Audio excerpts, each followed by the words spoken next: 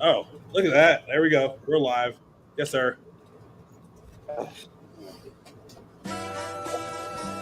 Oh, yes, sir. All right. This is a fun episode.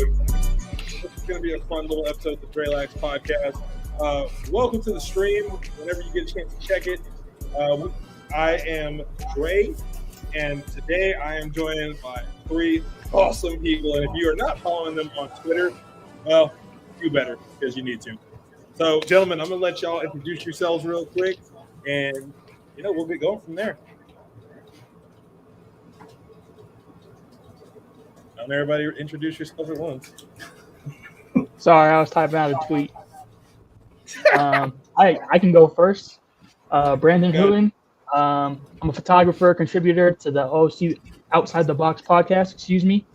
I kind of started watching lacrosse, doing box lacrosse with the NLL, and then kind of shifted over to field 4 or 5 years ago. And yeah, I love talking sports.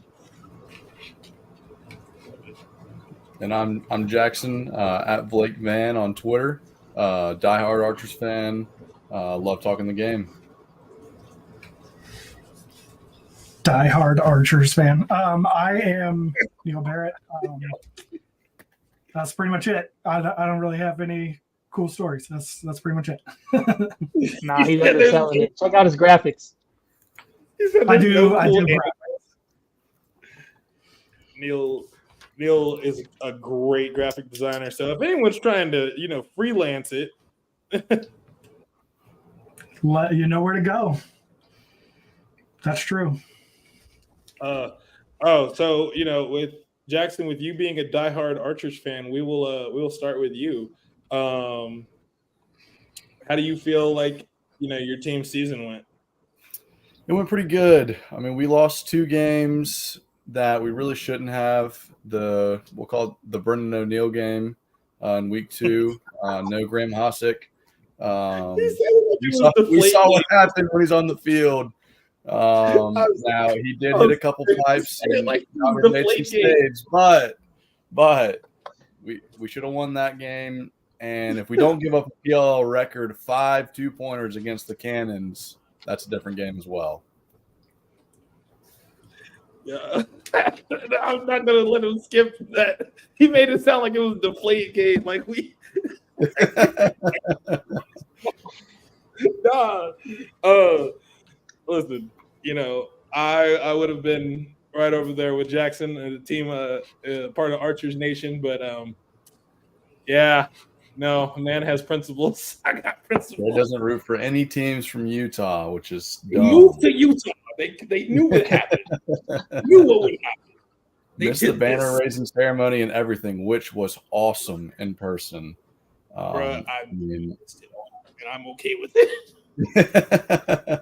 And no, it seemed like the guys really appreciated it. I hadn't been to any other games this year, but the home crowd there in Utah was insane. Definitely helped them in that overtime game against the Redwoods. And I mean, it was a perfect venue for where the PL is right now. Yeah, I couldn't agree more. Like the fan support, especially in that overtime, was insane. Yeah. Absolutely wow. Neil.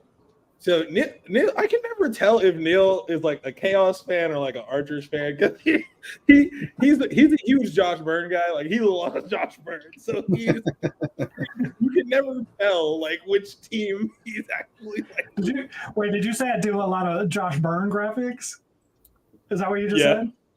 Yeah. Yeah. I don't. That just happened. Like I was working on that big slider that I did for Josh Byrne. Basically, since he was named the MVP, I started working on it. Then I would like go do something else for like 2 months, and I'd be like, "Oh yeah, I got this thing I'm working on." I just kept like dragging it out, work on it for an hour or so, and then put it back away. And then somebody in the PLL Discord asked for a Josh Byrne chaos one, so I did that, and then went back. I was like, oh yeah, I could go work on that thing. And I just was kind of at the point where I was nearly done. So within like a week, I had done like 2 or 3 burn graphics, and I was like, this is just a Josh Byrne fan page at this point. Like unintentionally, it's just a Josh Byrne fan page. But I'm not. This was actually a little hard for me because we talked about this before and kind of what we wanted to talk about, and since the beginning of the PLL, I've been an Archers fan, but I knew Jackson was going to be here. I knew he was going to kind of take the Archers thing, and I don't know who I'm a fan of at this point because they went to Utah, and I'm not really attached to that in any way. And the Chaos came to Carolina, and I'm not really a Chaos fan. And then the closest team to me now is Boston. I don't really have any attachment to them either. And it actually just dawned on me. I took a whole bunch of notes, and then I realized, like, oh crap, I guess I could have done the Cannons, but I did do the Chaos, so we can talk about the Chaos. Look, they're in the playoffs. That's about the best you can say about them. Probably my big hot take for this episode is that Andy Towers should be on a hotter seat than Nat St. Laurent. No. I see. I knew the segment. I was like, wait. I was like, hear me out. Goes with it. So first of all, I should clarify. I don't think anyone will lose their job, and I don't really know that anyone should lose their job. But in a scale where we're saying whose seat is hotter, I would absolutely have Andy Towers above it. And I know that sounds crazy because they won a championship a few years ago, and that hasn't, other than that first title game, hasn't done it. But so I wrote down a few things. So their only finish in the top half of the table was 2019. It's the only time they've ever finished in the top half of the table. They're the only team that has never played in the championship series. They've never done it. This year they were one Woods possession from those roles being reversed, where the Woods make the playoffs and the Chaos are the ones sitting outside because they beat the Woods by one possession. And if that game goes the other way, we're looking at this totally the opposite. They're the only team that had only 2 players in the top 30 in points, which is crazy to me. They also faced off at 36% with plenty of guys, and I'll get into them in a minute, but plenty of guys they could have picked up. I will respect that Neil, when Neil's going to address something, he's going to come with the facts. He had numbers. Let's go. I'm just saying.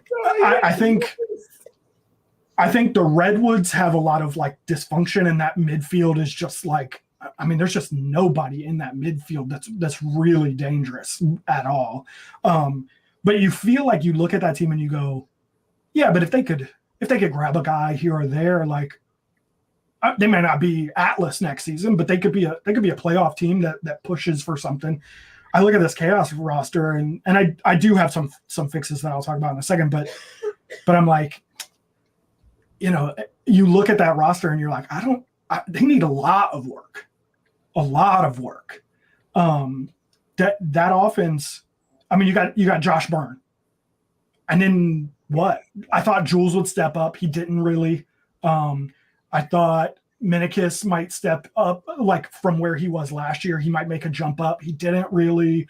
Roscott, Eric Dobson, that kind of crew, they didn't really. To your point, I will say, like, what a difference having and not having Josh Byrne makes, because when Josh Byrne wasn't available for that game against Denver, I knew the Outlaws were winning because they didn't have Josh Byrne. And unfortunately their offense, it showed what happens when they don't have Josh Byrne. They shot less than 10% in that game. I was gonna say, wasn't it like 8 or 9%? It was like it's not even like that they didn't know what to do, because like these are professional, like best lacrosse players in the world. it was more that like they felt like they looked like they didn't have like permission to do what they wanted to do in a way. Yeah, because like So I mean, yeah. Go ahead. Go ahead. Oh, I was just gonna say. I mean, to that point, Josh Byrne is even though he missed. This says he played 9 games, but I swear he missed 2, right? Because he got married and then his brother got married, right? Yes, I believe so. They're saying he played 9, but I think he only played 8. But he's 11th in points in the league, and their next guy is 30. Ross Scott was 30th in points. That's their next guy. So yeah, when he's gone, I mean, there is nothing happening in that offense. And so that you asked us, you know, what can they do going forward? Obviously, they still have this season, and look, as long as Blaze is in that goal, I mean, you never want to really count them out because, you know, he's averaging just over 9 goals against a game. Like you're always going to be in a game when you're holding teams to less than 10 goals. So who knows? They'll get hot and win a championship, and I'll look like an idiot for saying that Andy Towers was on the hot seat. But assuming that they go the way that we expect them to go, which is not to do a whole lot in these playoffs, what can they do for next season? And I thought of a couple of moves that I think they could pull off relatively easily. First one was Jake Carraway his contract is up at the end of the season. Now, in this league, most guys tend to re-sign with the team they're already with, but I mean, that's a move you don't have to. They're not. The Water Dogs probably aren't going to push too hard to try and re-sign him if he's getting a better offer because they don't necessarily need him. And I think he could be a big. I mean, that dude is capable of. He needs time on the ball. That's it. That's the big thing with him and the Water Dogs. It's just he's what, the 5th option in that offense. So I was like, yo, pick up Jake Carraway, like do whatever you can to try and get him in. And then Connor Farrell, I mean, I think instantly makes that team so much better. I mean, he was facing off at 70% last year before they dropped him for a couple of games. Like, I know that number's a little bit inflated because of the prevent and stuff. But even still, if he's giving you 60%, 55%, that's 20% more possessions than what you're getting under Nick Rowlett. And he's sitting in the player pool, so it takes you nothing. You don't got to trade for him. You don't got to do anything. And that would instantly make you better. And then obviously the draft coming up, I was looking at Adam Lamberti's way too early 2025 mock draft, and he had them getting Chris Kavanaugh with their pick. And I'm a little hesitant because we've never seen Chris Kavanaugh without Pat Kavanaugh. But if he's anything like he was with his brother, without his brother, that's a great pickup. Another one that I really thought could be interesting was Coulter McAsee from Princeton. And then, Denver. What's that? I want him in Denver. Yeah, I think is that what I'm trying to remember where Adam had him going. Let's see. He had him going to the Cannons at 7. That's unfair. Yeah. So I think I look. I know it'd be ridiculous for them to do it, but ain't no way the Cannons don't try to grab Chris. Ain't no way they don't try. That's why Carolina has him at 2 picks before that, so he wouldn't be available at according to this mock draft. Which, I mean, we got a whole season. There's going to be dudes we ain't even heard of. In fact, I'm laughing because I'm like, you know. I'm just like, ain't no way they don't try. I was like, because think of the marketing opportunity. You're the first franchise to have 3 brothers play for you. Like, dude, their whole roster would just be brothers if they did that. Like, quite literally. Like, that's true. Yeah, the Cannons would be a real family. Yeah, but yeah, dude, I'm looking at this draft and like literally everyone in the round 3 and 4. I'm like, I don't know who these dudes are. There's even a dude at Duke, and I was like, I don't know who this is. It was Jack Gray, and he's apparently a short stick defensive midfielder. I was like, I'm a huge Duke fan. I've watched almost every game over the last 3 years that he would have been in school. Couldn't tell you who he was. I had no idea. But another one that basically my thought was they really need to, especially if they can pick up Jake Carraway, then that gives them. Crap. 1 second. that gives them. Oh, wrong team. That would give them a midfield of Jake Caraway, Shane Knobloch, Kyle Jackson, Brian Minikis, Sergio Perkovic, and Eric Dobson before they've even hit the draft. And that feels like a pretty good midfield line to a room to me. It feels like a scary midfield line. Yeah, right. It really feels like it has potential right there. But then you look at their attack, and it's Josh Byrne, Ross Scott, Jules Hennenberg, Ty Kurtz, and Brandon Maia. Who, again, you got Josh Byrne, and then you got kind of this next, it feels like a pretty sizable gap. And so if you can address that attack line through the draft, I think that's good. The last name that I had was Andrew McAdory. He's listed as a midfielder in every mock draft that I've seen because he's listed as a midfielder on Duke's website, which is weird because he played attack all last season. I don't know why they're listing him as a midfielder. And it seems like people are basing it off of the Duke website instead of what he actually played on the field. But I think he could be another attackman. In theory, again, in a lot of these drafts, he's a second, third rounder. So in theory, you could get two of these guys and have a completely different attack line this year. But again, all that to go back to, AT, I got him on the hot seat. Think about who he had on his team, and to never have even finished in the top 4 in this league is crazy. That Dane Smith, Josh Byrne, Chris Clucci, all those dudes that they had that have shifted to box. It's like, yo, what's happening over here? Like I said, I got him worse off than the Woods. So, okay. You do have to remember that they've had to suffer the Bandits hangover every year before this. That's what I was about to say. Like, I expected them to. The crazy part was, I expected them to do better with having a full season of having their normal Bandits players missing. But like, for one reason or okay, actually, I will be fair. The early season Blaze injury affected them a lot more than I will say, because I think Blaze missed probably 2 or 3 games. He missed 2, and he missed 1 originally, and then 1 and then this last. Technically, he didn't miss the game. He started it, but he went out early in the first quarter. So. Yeah, so he basically missed probably roughly a game or 2, and the result of I think, how many of those wins did Austin Kaut help them get when he was in cage, or did he lose both of his outings? Oh yeah, this actually they actually say Cal played 3. I think he got hurt early in the game that he left, and then he missed a game, and then he left early in Utah. So he's really played, 7 1/4 games. Okay. They've got him down for 5 games. 1, he literally made 1 save, so that was just garbage time. And then 2 games, it looks like he played part of the game, and then 2 games he started.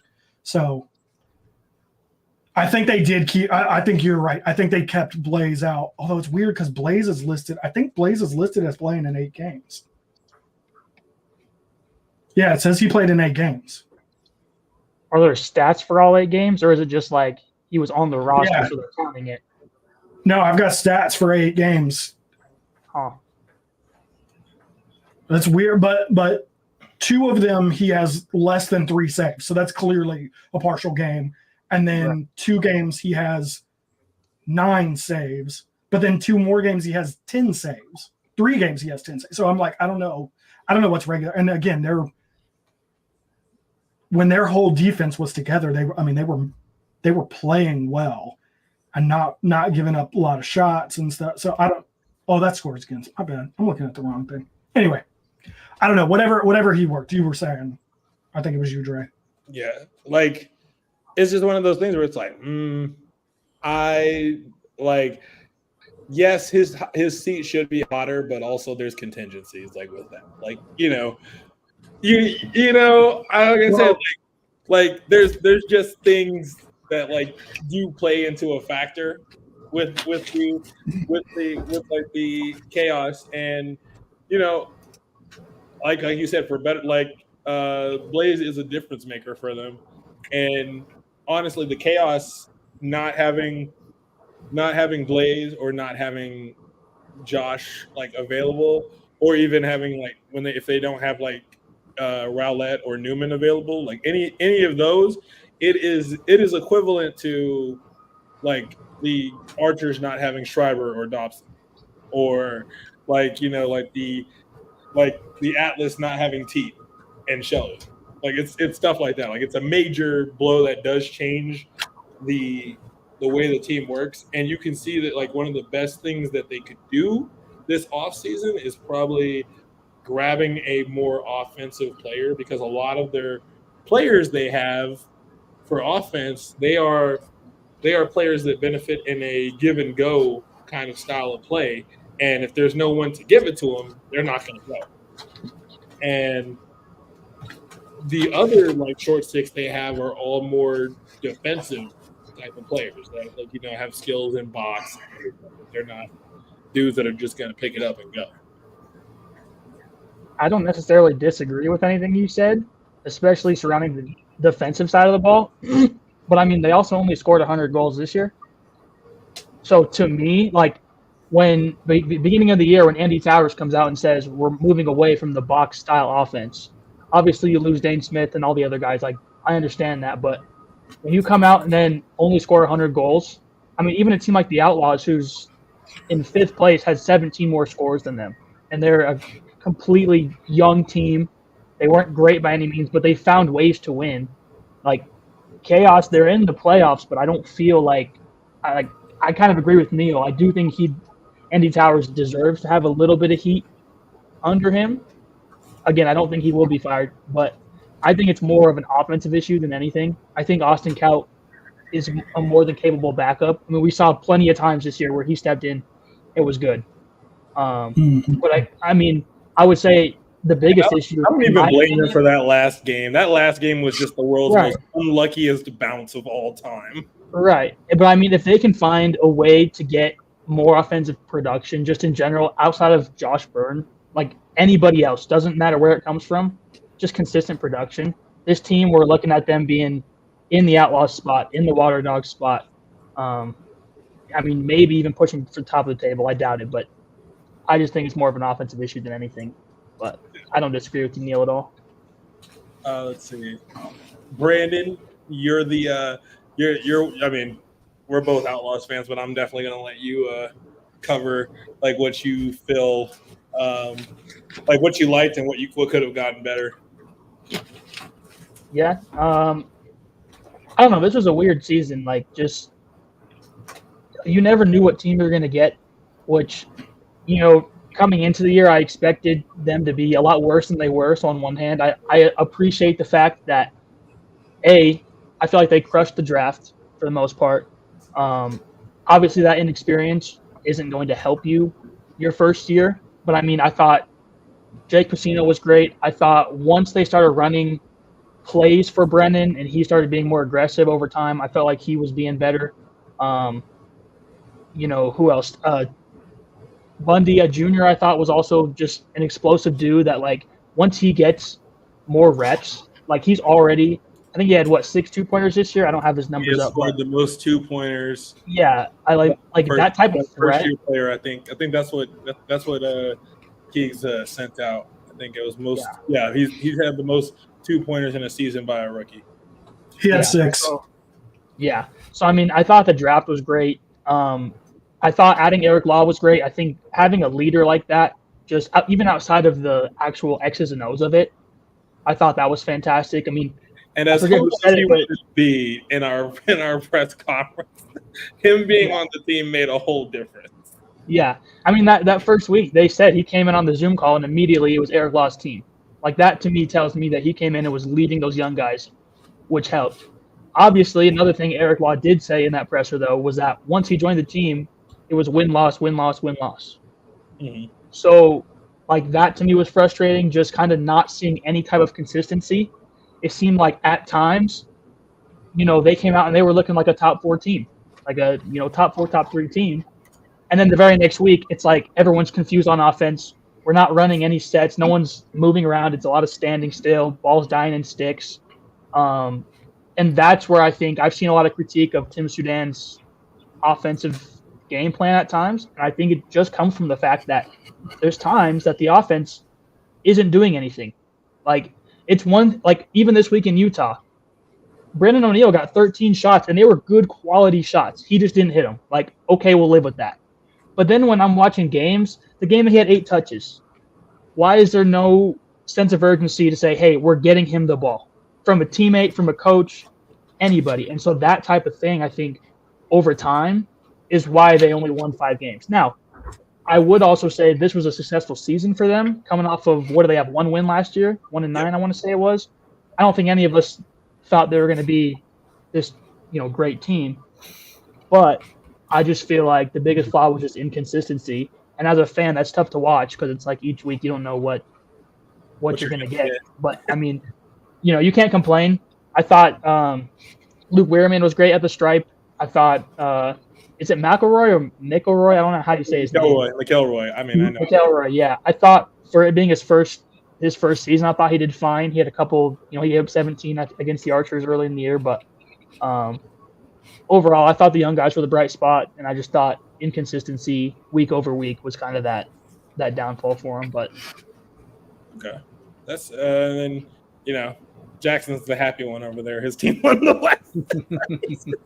He's like a driverless. He's over here. He's like, yeah, that's right, bitching. Beat the Outlaws, which I'm thinking that we're gonna get Matt Moore back for the playoffs, especially since we don't play until I don't think the 8th of September. Yeah, September 8th. So that's 3 weeks away, right? Speaking of playoffs, let me make sure I get the bracket right because I want to make sure I have it right. Let's see.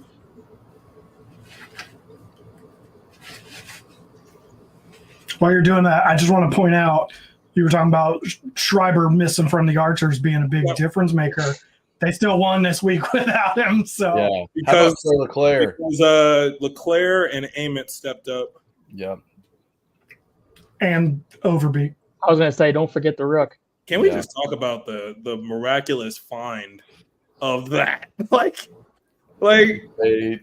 come on now. Can we just talk about how great of a find that is? Like, who would have thought they would have found?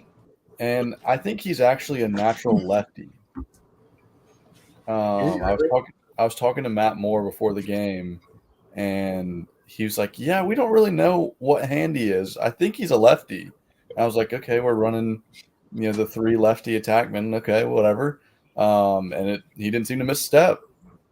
So, and I like him down there. I don't even know what he is. We don't know what he's bringing to the table quite yet. Well, and having him down there keeps Leclerc and Ament both in the midfield, especially now that we don't have Schreiber. Ament probably draws the pole, and you still get Trey Leclerc running against a shorty, which there's not a shorty in the league that's stopping him. The crazy part is like, isn't this the second time that Schreiber's gotten hurt, like in a Redwoods game? Yes, both shoulders actually. Oh, man. Jackson ain't mad about it at all. He said, actually, while we're on the subject, both of these damn shoulders done. Well, the first one was Eppel, who also happened to take out Connor Fields last year. So, we're a team that is just built on deja vu. So as long as we don't play the chaos in the playoffs, we should win.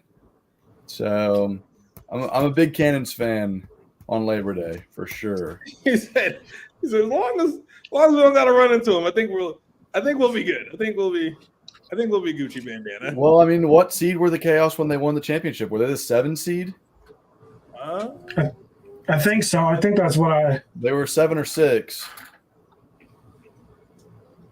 I can't remember. I looked it up because I was doing it.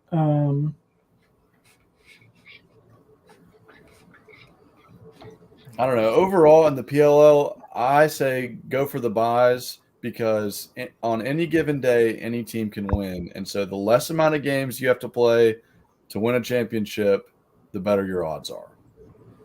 They were 7. That's insane. Let's see. I'm gonna briefly share my screen pretty quick.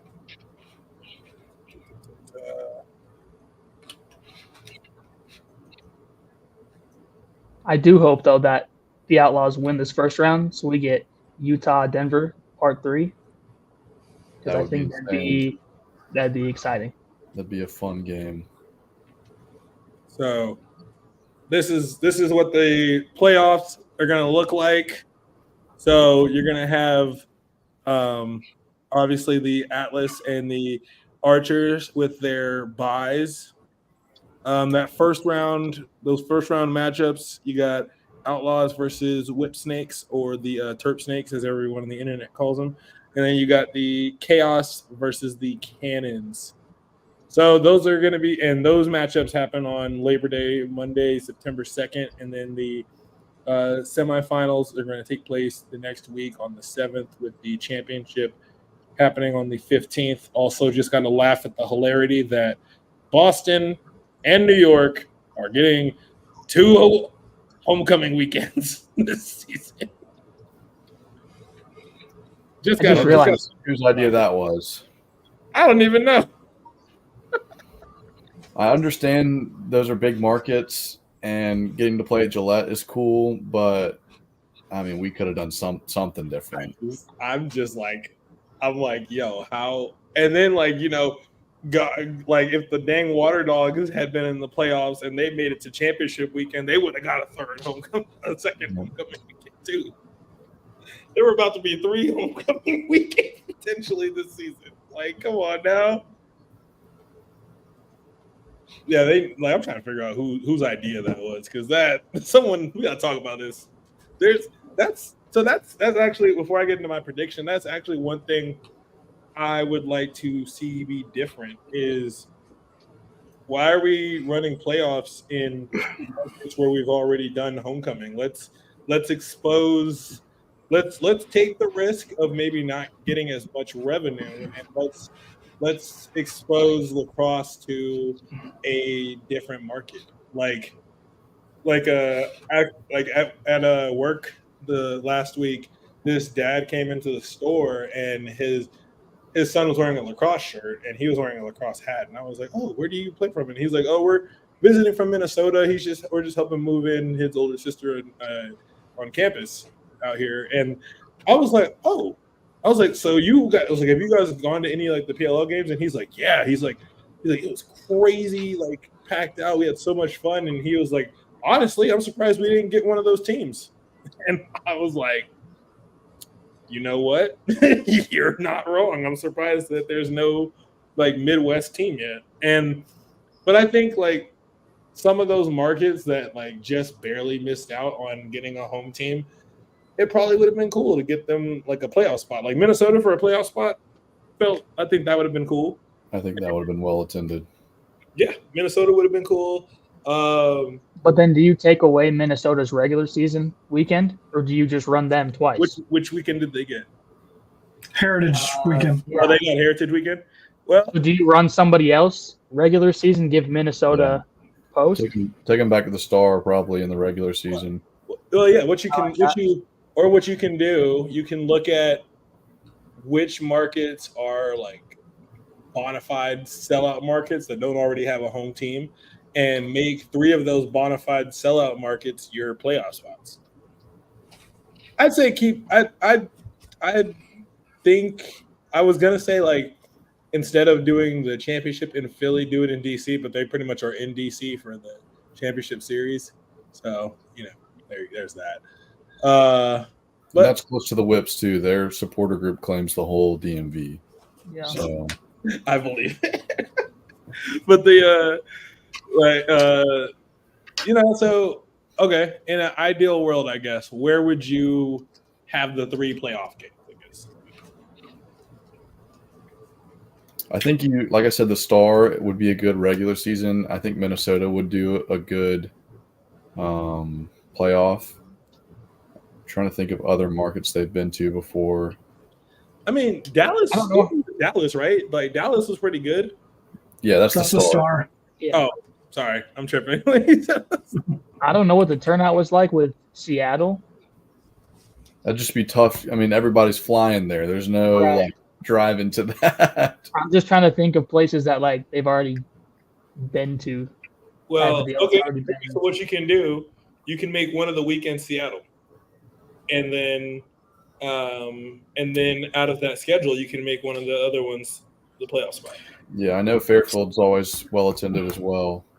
I feel like you could do the quarterfinals in like Fairfield, and you could do semis in Minnesota, or like the Star. You could do the semis in the Star or Minnesota, and you can keep the championship in Philly because apparently that one gets crazy. It's a good venue.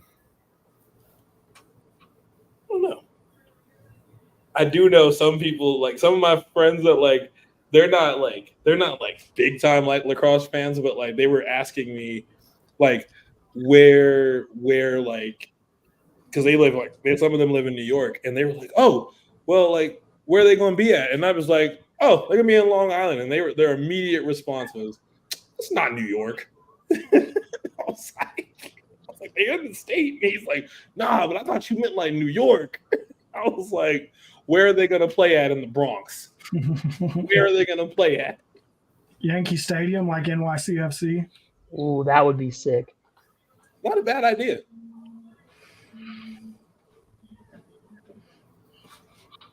I had a stupid thought flying around. But, not a bad idea. Yeah, he was like, that's not New York. It was just, he said it in the most New Yorker tone, too. That's why it was funny. Man, that ain't New York. But so because I mean, they do just got to fix that because I mean, let's be real, like your team should not be getting 2 homecoming weekends. I mean, you can argue that everyone had a chance to make the playoffs, but come on, you think the team that just won the championship series was not going to make the playoffs? Yeah, with their whole field roster. I mean, that's the problem with the Archers in the Champ Series is all their guys play box, including Dobson. Yeah. I'm not gonna lie though. They Nick held it down though. I'm not gonna lie. For sure. He held it down in Champ Series. Him and DeLuca held it down. They at Championship Series they held it down. That's I'm not gonna lie. Matt DeLuca, he's got it. If not speaking it into existence, but if Dylan Ward does indeed hang it up, the Water Dogs are still in good hands at goalie. For sure. Their problems were not from their goalie play. That's we've all kind of discussed that. So with the playoff predictions, first round. Who do you guys have winning in those first 2 games? We'll start with Neil. Who do you got winning Outlaws Whip Snakes?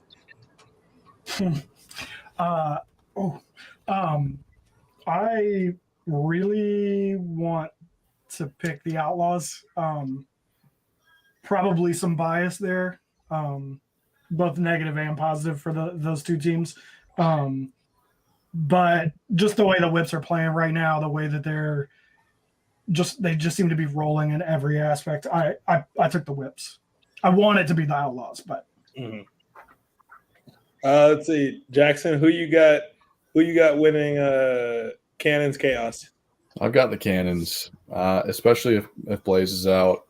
I think their offense is better than the Chaos's defense, and I don't know. The Chaos offense can't score, so you got to score to win games. Yeah. You think so both of these teams, this is a rematch of past weekends. like 1 to 2 weekends ago, do you think the matchups are gonna be more like tightly contested? Or do you think with the chaos recognizing like, hey, even without Blaze, we were right there with the cannons. Like, you think that's gonna motivate them to come out swinging? And in the same vein with the Outlaws, with getting beat by like six goals to the Whip Snakes, do you think that's gonna like make them come out swinging? Brandon, that one's for you. I don't know. I think it's a tough one for me. I think I'm with Jackson. I think the Cannons just kind of obliterate the chaos. I don't really see them. I don't know if it'll be, a crazy amount of goals, but I don't think it's going to be like a 1-goal win. I think it's going to be 2, 3, or 4 goals. It's just kind of like, again, if you can't score outside of one player, like you're not beating the Cannons. They're too well rounded as it is. And then as far as the Whip Snakes Outlaws game, I keep going back and forth on it because on one hand they did just lose by 7 like 2 weeks ago. Yeah, to Maryland, but like we talked about, every other week the Outlaws seem to be good. So, like I don't know, my gut's telling me Maryland's going to take this one because I think they kind of hit their stride and just kind of found what works for them. I think Krebs has been real good in that as well. But I also feel like I wouldn't be shocked necessarily to see the Outlaws pull it out. Yeah. But again, they're young, they're inexperienced. And I feel like that inexperience is going to be the biggest like killer for them, or the biggest drawback. Right. Because like they don't have that. They don't like, they have veterans in Eric Law. They got veterans in JT and even Scanoi and McElroy. Like they've got veterans, but it's just more of like the bulk of their team is like still first and second year players, and so like for all intents and purposes, they really haven't been here that like before in terms of that. So and you have to think too. I mean, it's a home game for the Cannons, and I know the boys in the Battery, Jack and Aiden, are going to have that place rocking in red, white, and blue. And I mean, you've seen how the home field has played for a lot of teams this year. Oh yeah, like it definitely I will say like that Outlaws Chaos game was really different. It was really cool because going into halftime, it was 2-2 and everybody's kind of like, yo, what the heck is this? Like, why is the score so low? And I don't know what happened, but the whole stadium was just going crazy. Every time the Outlaws would score, you would think that they just got told they won the Super Bowl. And then whenever the Chaos scored, the crowd was like pretty much dead silent, except for like the 4 Chaos fans in attendance. But it was just crazy. And I'm sure, and like watching it like on TV, like at Utah, like I'm sure Utah was crazy. Massive. It was awesome. Like I'm sure it was just like insane. And it seemed like everybody knew what to cheer for, like not just goals, but like big plays. Like when you boo the penalties, you boo the penalties, you cheer. Oh yes, you cheer for the for everything else. Oh yes. I mean, they booed the crap out of Brendan O'Neill every time he touched the ball. I'm talking the second it hit his mesh, just boos, just rained down. Like it was wild. So it's old school. It was like when the Lakers and Celtics would play. Seriously. I mean, they had chants going on both sides of the stadium, like bouncing back and forth. Like you were talking about, Jackson, like they cheered for everything. I mean, a face-off win, they cheered just as loud like it was a goal. Yep. Like it was awesome. Oh. So okay, so that's first round. So everybody's got their first round picks, their first round opinions. Okay, so majority of everybody has said Whip Snakes and then Cannons on the other side. So Atlas, Whip Snakes, who wins that? Anybody can give their opinion on that. Atlas. Atlas. Is that what it would be? Huh? It's it weird doesn't- because the doesn't bracket that read- you had, Dre, shows it like flipped from the one that's on their website. Yeah, I So see. I'm I went on their Twitter, the one that they tweeted. Yeah. That was the main one they tweeted. Was The one I'm seeing right here has. It looks like Cannon's Chaos goes to Atlas. That's what I thought. hold on. The one I have is from the 18th of August. What's the one you guys have? I'm looking at the one on the website. Now, it's not drawing lines, so it could be that this is not correct, but they have the games next to each other. It looks like they would be that, although it could just be that they've lined them up. It's the one where by it's sideways. Where it's I sideways. think on the website it's just showing it chronologically by time. Yeah. Oh, okay. Yeah, Okay. because like even looking at the sideways version that they tweeted, it's still winner of Cannon's Chaos goes to Archers, and then winner of Outlaws Whip Snakes goes to Atlas. Okay. And if you guys are just now tuning into the stream, we are talking about PLL playoffs and what we think is going to happen, who's going to win, and so forth. Let's see. So so everybody's taking Atlas for that matchup. It's pretty much. I think everybody's taking Atlas no matter who they face. No, Well, when I thought they were playing Cannons, I had Cannons. Yeah, Cannons is who I would take over Atlas. They're the only team, I think. Okay. I think it's the other way though. It should be Whip Snakes Atlas. You're right. According to the bracket that's tweeted out, Yeah, it's. I don't know why they would do. I don't know why they don't have a bracket on their website. I had to go find this thing. Okay. Yeah, because it's according to the one like it's so Whip Snakes versus Atlas. Yeah, Atlas probably win that one. Yeah. Now, do they still win if Shelly's not healthy? Yes. Okay. One to see. The only thing I want to say is the Whip Snakes did beat them. So. Hey, listen, man, this is a hard league to win in. This is a hard league to get wins in. What week was that? That was I literally just had it up. Where'd it go? Was it Baltimore? Let's see. Nope. Looks like Minneapolis Oh, so it wasn't just. weekend. You're right. It's Minneapolis, which was week 4. Yeah, week 4. So it wasn't just. I thought it was in that back half of the season.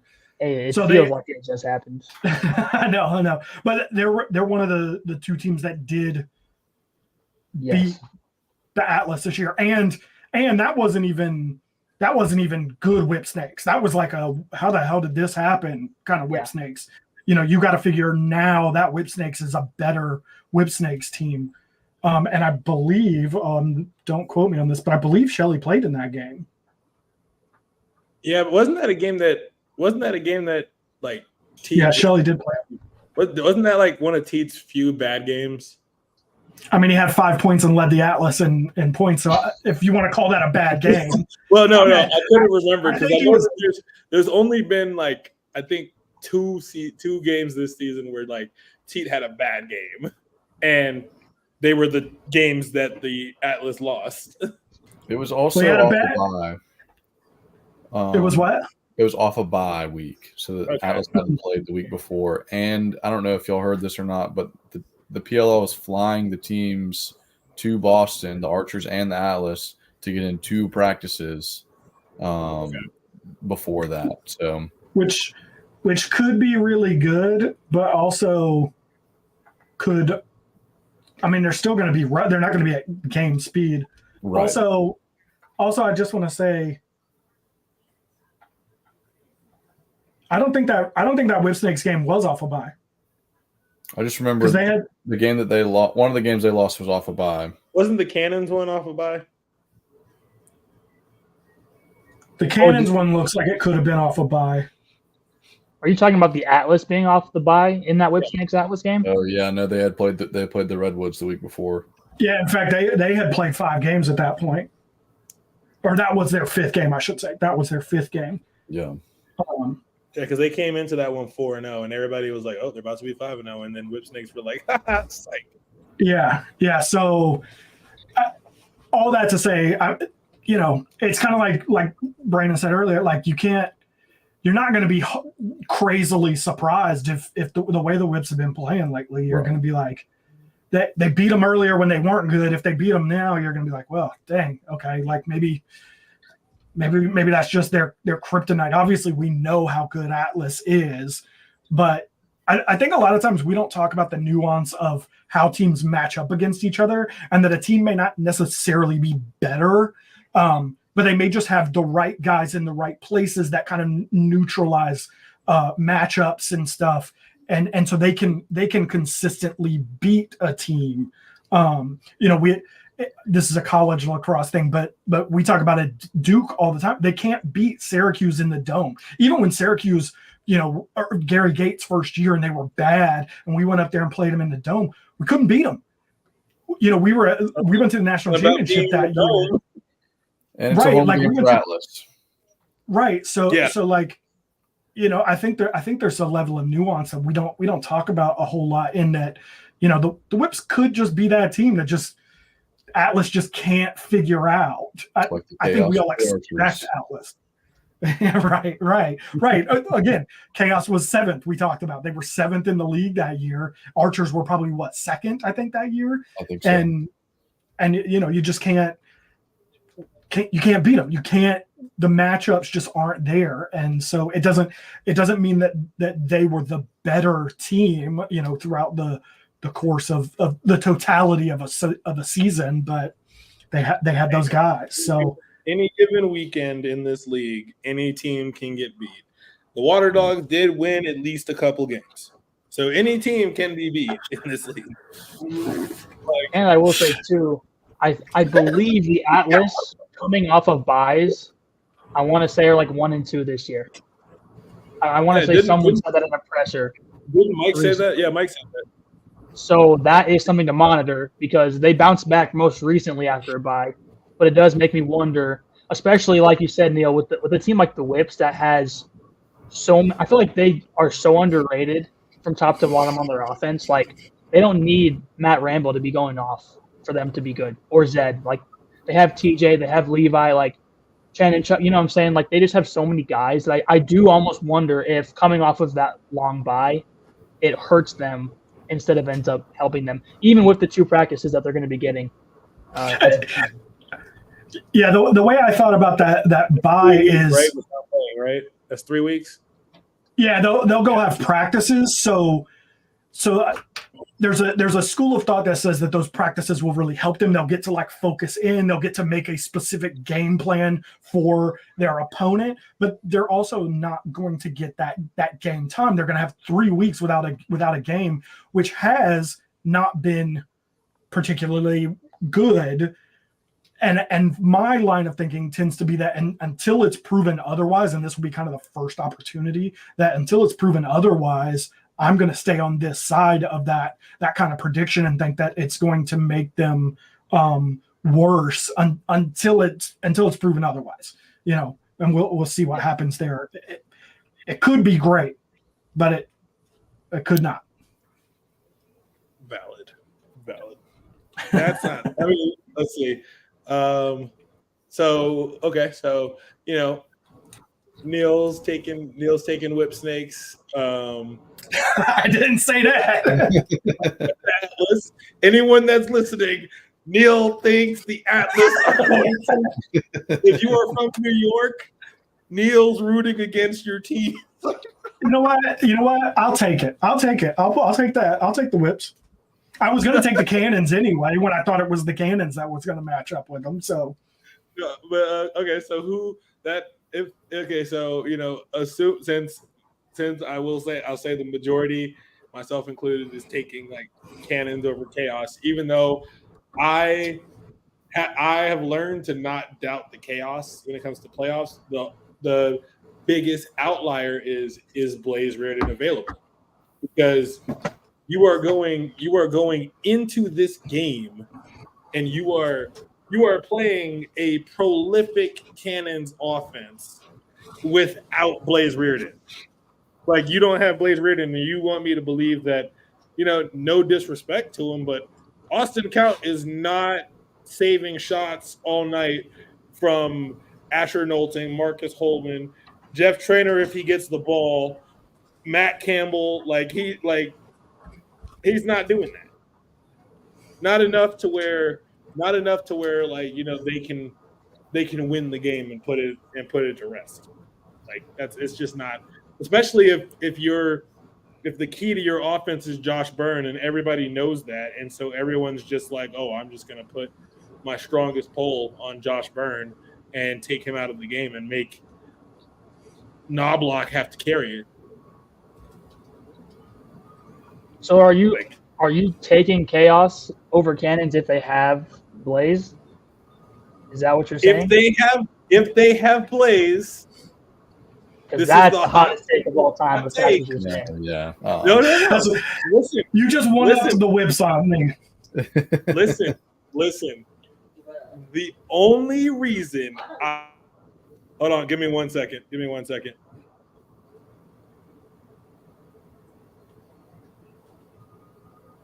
See, he's rethinking it. Look, he's like, I don't know. No. So look. Listen. Let me say this. I learned not to doubt the Chaos when it comes to playoffs, because the last time I didn't believe that they were going to do anything, they won the dang championship. And they also had Dane Smith, Josh Byrne. Who else is on that team? Cliche, yes. Ryan Smith. But I do want to just reiterate, they took it to overtime with the Cannons, and they didn't have Blaze. If Blaze is in, and let's be real, 9 times out of 10, that shit with that unluckiest bounce from Drenner, that shit don't happen 9 times out of 10. 9 times like that is a 1 in 1,000th chance of happening. So you take that away, and you put Blaze Reardon, who's one of the top goalies in the world, in that cage, and you run that game back. I think Chaos can win that game. But the contingency is Blaze Reardon has to be healthy. If you don't have Blaze, Cannons are winning that. Cannons might even smoke them. But if you have Blaze, I think it's a close game. And I think the Chaos have a fighter's chance of winning. The difficulty comes with this. Even if you have Blaze, you are also in Boston playing the Cannons. So you are in like that crazy home environment that the Outlaws had to play the Archers in, or the Redwoods had to play the Archers in. Can it be done? Yes. But it's a huge hill to climb. But also, this is why we like the playoffs, because we want the craziness. I think it would be kind of boring if I didn't get a little shock and surprise. Hey, I don't have too much expectancy in it, but the Outlaws could very well upset the Whipsnakes next week. I don't think it's very likely, but it could happen. Chaos could beat the Cannons in Boston. It could happen. And okay, so right now, yeah, are you putting your mark on the Chaos to win? Listen, I'm here for it. Based on what we know right now, because you got to remember, Jack Rowlett is also banged up. I don't know if they released what his injury is or anything. So if they happen to miss Blaze and Jack Rowlett, that's wraps. If they're missing Blaze and Jack, Ryan Jenner shot one time last week and still won. Yeah, if they're missing Blake and if they're missing Blaze and Jack, yeah, that's curtains, buddy. That's curtains. But if it's just Josh and Blaze there, they can do it. You know the problem with their offense? You know what the problem with their offense is? Like I said, no one thinks they have permission to go try some shit and make shit work. everybody thinks that like if Josh isn't moving the ball, that they can't do anything, even when Josh isn't there. They need to just go freaking do the shit. Go do the shit. Like go like with freaking Knobloch. He's had games where he was just incredible. Like he was doing a great job. And then he just disappears for like the last like 3 games. And I'm like, buddy, what are you doing? Or you know, Perk would have great moments and then he would just disappear. Like that game against the Cannons, like last week, even with Blaze missing, it showed me, I was like, if the Chaos came out like that every single like week, they would probably be a lot higher up on the table than they finished. Because listen, I mean, I don't know what they were doing. I mean, Jackson, you were in person. Like, what did it look like for you? Like, how different did they look for you in comparison to like weeks prior? I don't know. I mean, they were definitely missing Rowlett. I mean, because they didn't have any. I mean, Newman is a big body, but you know, you can't match up with Asher without Jack. Yeah, you got to put Newman on Asher, and you got to hope Troy Ray can do his best against Marcus. And you give Ian McKay a pull, and you say, "All right, buddy." Yeah. What you do? Man, give Perk a pull. Tell Perk you're playing some defense. But you know, like I said, I'm here for some upsets, and I would if there's gonna be any upset that happens in the playoffs, I'm taking Chaos over Cannons. That's gonna be my upset. I'm putting a lot of eggs in one basket, but I'm gonna put them there. Hey, look, and if I'm wrong, I'll be wrong. I'll be okay with it. If I'm wrong, I'm wrong. But I'm here for the upsets, and I think in terms of like first round upsets, that's the most likely upset we're gonna get. Because you know, with the whips are too hot right now, and they've got. And you know, it'll go into our discussions for Rookie of the Year candidacy a little bit later, so I'm not gonna harp on that too much. But that's a really tough offense to play defense against, especially when you have like a young and a banged up defense. That's just a really tough team to play. So I don't know if the Outlaws are gonna have it that day, but hey. Chaos might go down swinging and might catch the Cannons for one. The minute that game gets to be like 6-0 Cannons, like everyone's gonna message in our group chat. They're gonna just all do the little eyeball emoji. I'm just gonna put out a tweet that just at you with the eyes. Just so everyone, if you know type of deal, because that's insane. I mean, I'm all for an upset, but I don't. Even if they do upset, that's gonna be a waste of a matchup against the Archers. Hey man, listen, what are y'all gonna do if the Chaos beat both the Cannons and the Archers? Like, what are y'all? Well, if they beat the Cannons, they're probably gonna beat the Archers. I'm just saying, what are you know what? I'm hoping the Chaos win. Carolina, you better come together and win. I need these to happen. I just need everybody to sit back and be like, damn, Ray called that. How did he know that? And I'll be like, oh my. That would be crazy. Andy Towers said that come playoffs, they'd be playing their best lacrosse. And I know that's what coaches are supposed to say. But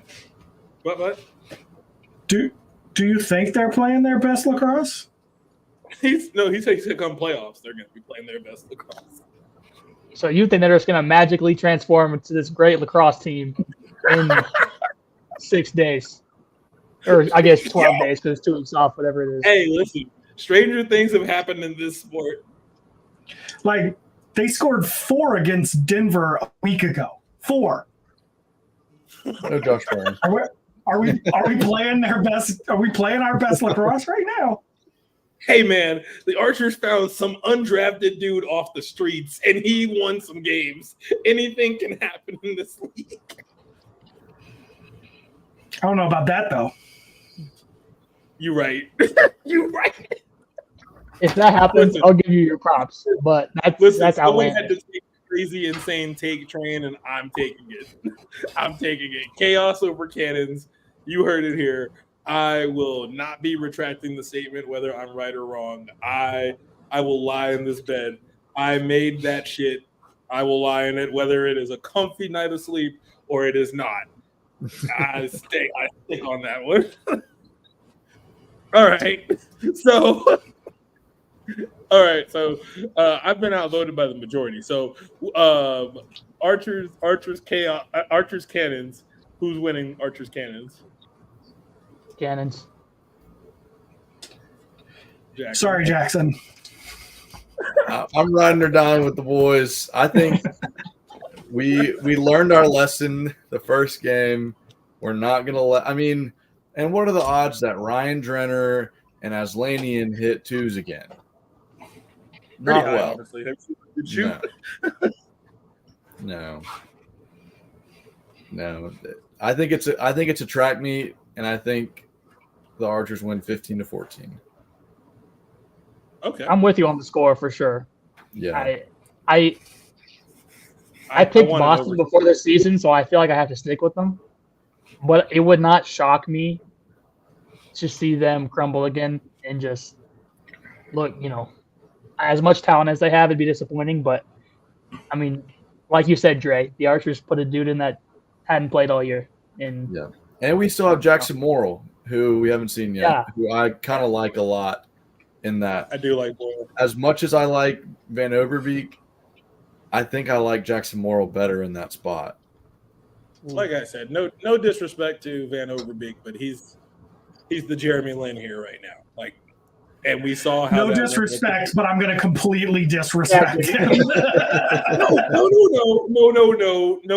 No. Listen, everybody has roles to play, and that's the way that the bagel slices sometimes. Listen, I could see him taking. I could see Van Overbeek taking Dyson Williams or Ogden's spot too. So that's fine, but I'm talking about like if I'm in the equation now. Obviously, ride your hot hand, but I will say, as a coach, when a player has a really great game, obviously you can't then be like, okay, well, you had a good game last week, but that was last week, so we're not going to start you. It's a tricky dance because you have to ride the hot hand, but also you can't be a prisoner of the moment. Like if good. Yeah. Well, I was gonna say like if if he's out there and he's just stinking it up, like you got to pull, buddy. You can't just be like, oh well, he won us these games, so maybe he'll get it, maybe he'll find it. Like you got to give him a chance to figure it out, obviously, but you also can't be a prisoner of the moment and be like, okay, well, he helped us win these 2 games. Let's just let him figure it out. Like, nah, this is a playoff moment, so we gotta iron it out a little bit better there. Yeah, well, I'm sorry, keep going. I didn't know you were going. I was gonna say, well, like with what they have offensively, they have. I'd say like offensively, even without Tom Shriver, the Cannons and the Archers still match up pretty well, even without Shriver, because of a player who I'm going to get to when it comes to my award picks. Spoiler, it's Grant Ament. But anyway. No, I imagine they let him take 21 guys up there. And so, I mean, really, especially if Matt Moore is healthy and can travel, or I don't know if they have to make that distinction or not, or how all that works. But, I mean, you take an extra pull up there for sure, and then you take the regular 19-man, and you probably with Dyson and Ogden on it, and you take Morrill as well. And so you try all those sets, and especially with 2 practices, you should be able to get a feel for who works best in that third attack spot with O'Keefe and Fields, and then you really see who can, based on that, who works well together out of the midfield. It makes sense. That's one less thing the Archers have to worry about, especially with those two practices, is they'll know what offense they want to run by the time they get to whoever in the semis. Listen, Augie's a dog. Folks just don't know because he don't always. Shoots the You don't know, ball. like when he scores, when he's going to go shoot, it's going in. Like he's one of those players in this league that when he's shooting, it's going in like 9 out of 10 times because he don't be taking bullshit shots. Some of these players be taking bullshit shots, and he don't be doing that. And when I say players, yes, I mean you, Ryder Garnza. You be taking some bullshit shots. He does. Now, listen, I'm not saying they don't go in, but some of them shots is bullshit. I'm like, now really? I be having you ever be looking at some of these games and you see some of these dudes shooting, you're like, really? This is what we're doing? Yeah. Okay. All right. me with Cross Ferrara for like 2 to 3 games. I'm like, this is you don't get to shoot often, but this is the shot you shoot. Okay. Okay. All right. I'm not going. I'm not going to bother you. Okay. Let's see. So, what are our predictions for championship? Who we got in the championship? I have Atlas in Boston. Yeah. I have Atlas Archers. Shocker. I bet I know who wins too. No, listen.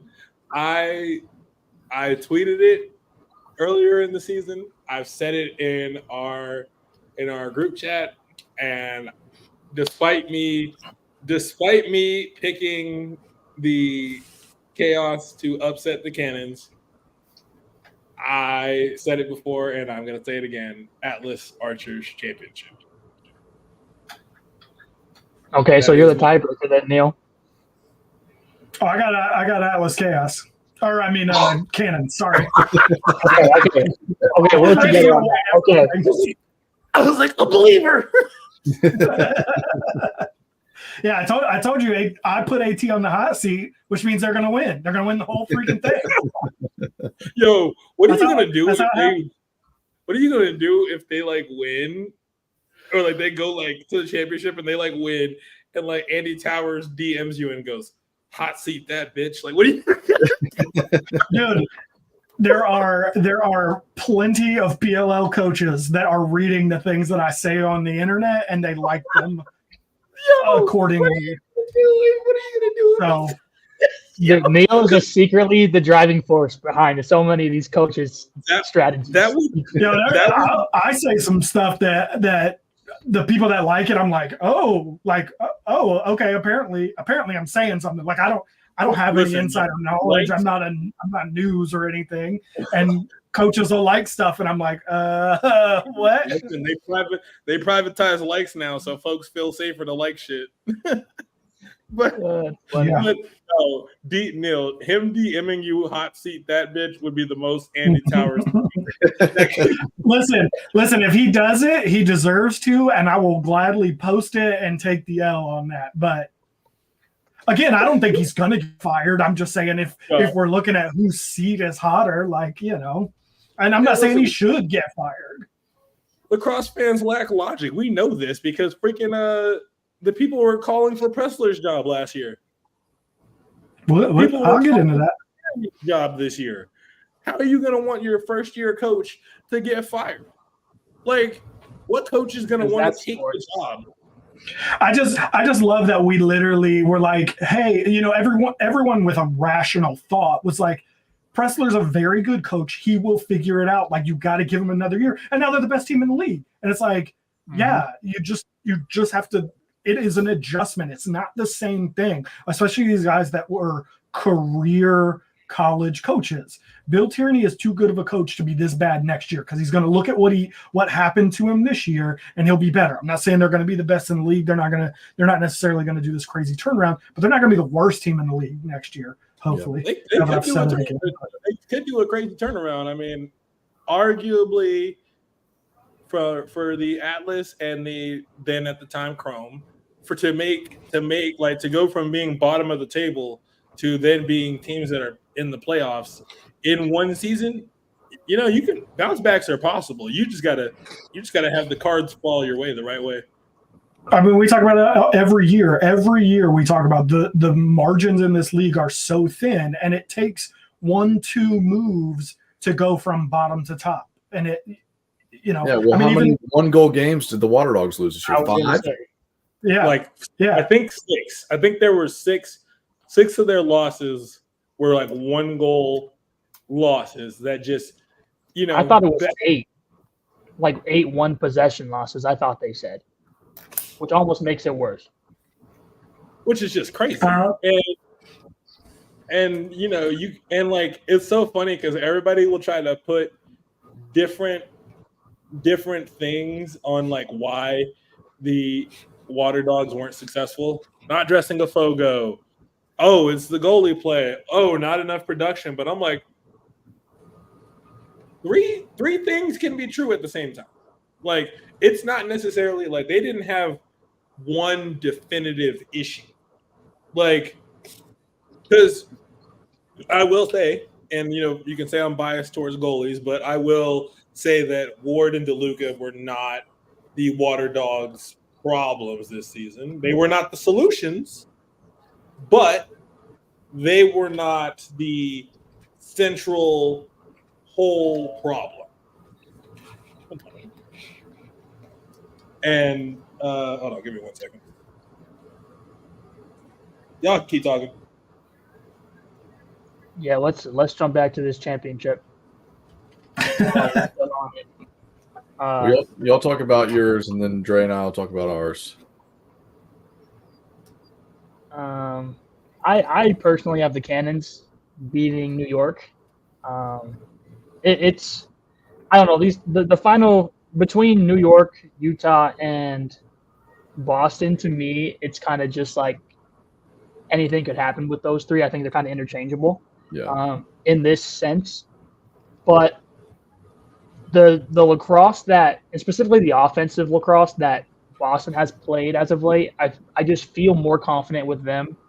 I know they weren't incredible against Chaos, winning by 1 goal, but like Asher Nolting, if Teat wasn't on his tear, Asher Nolting would be MVP, arguably.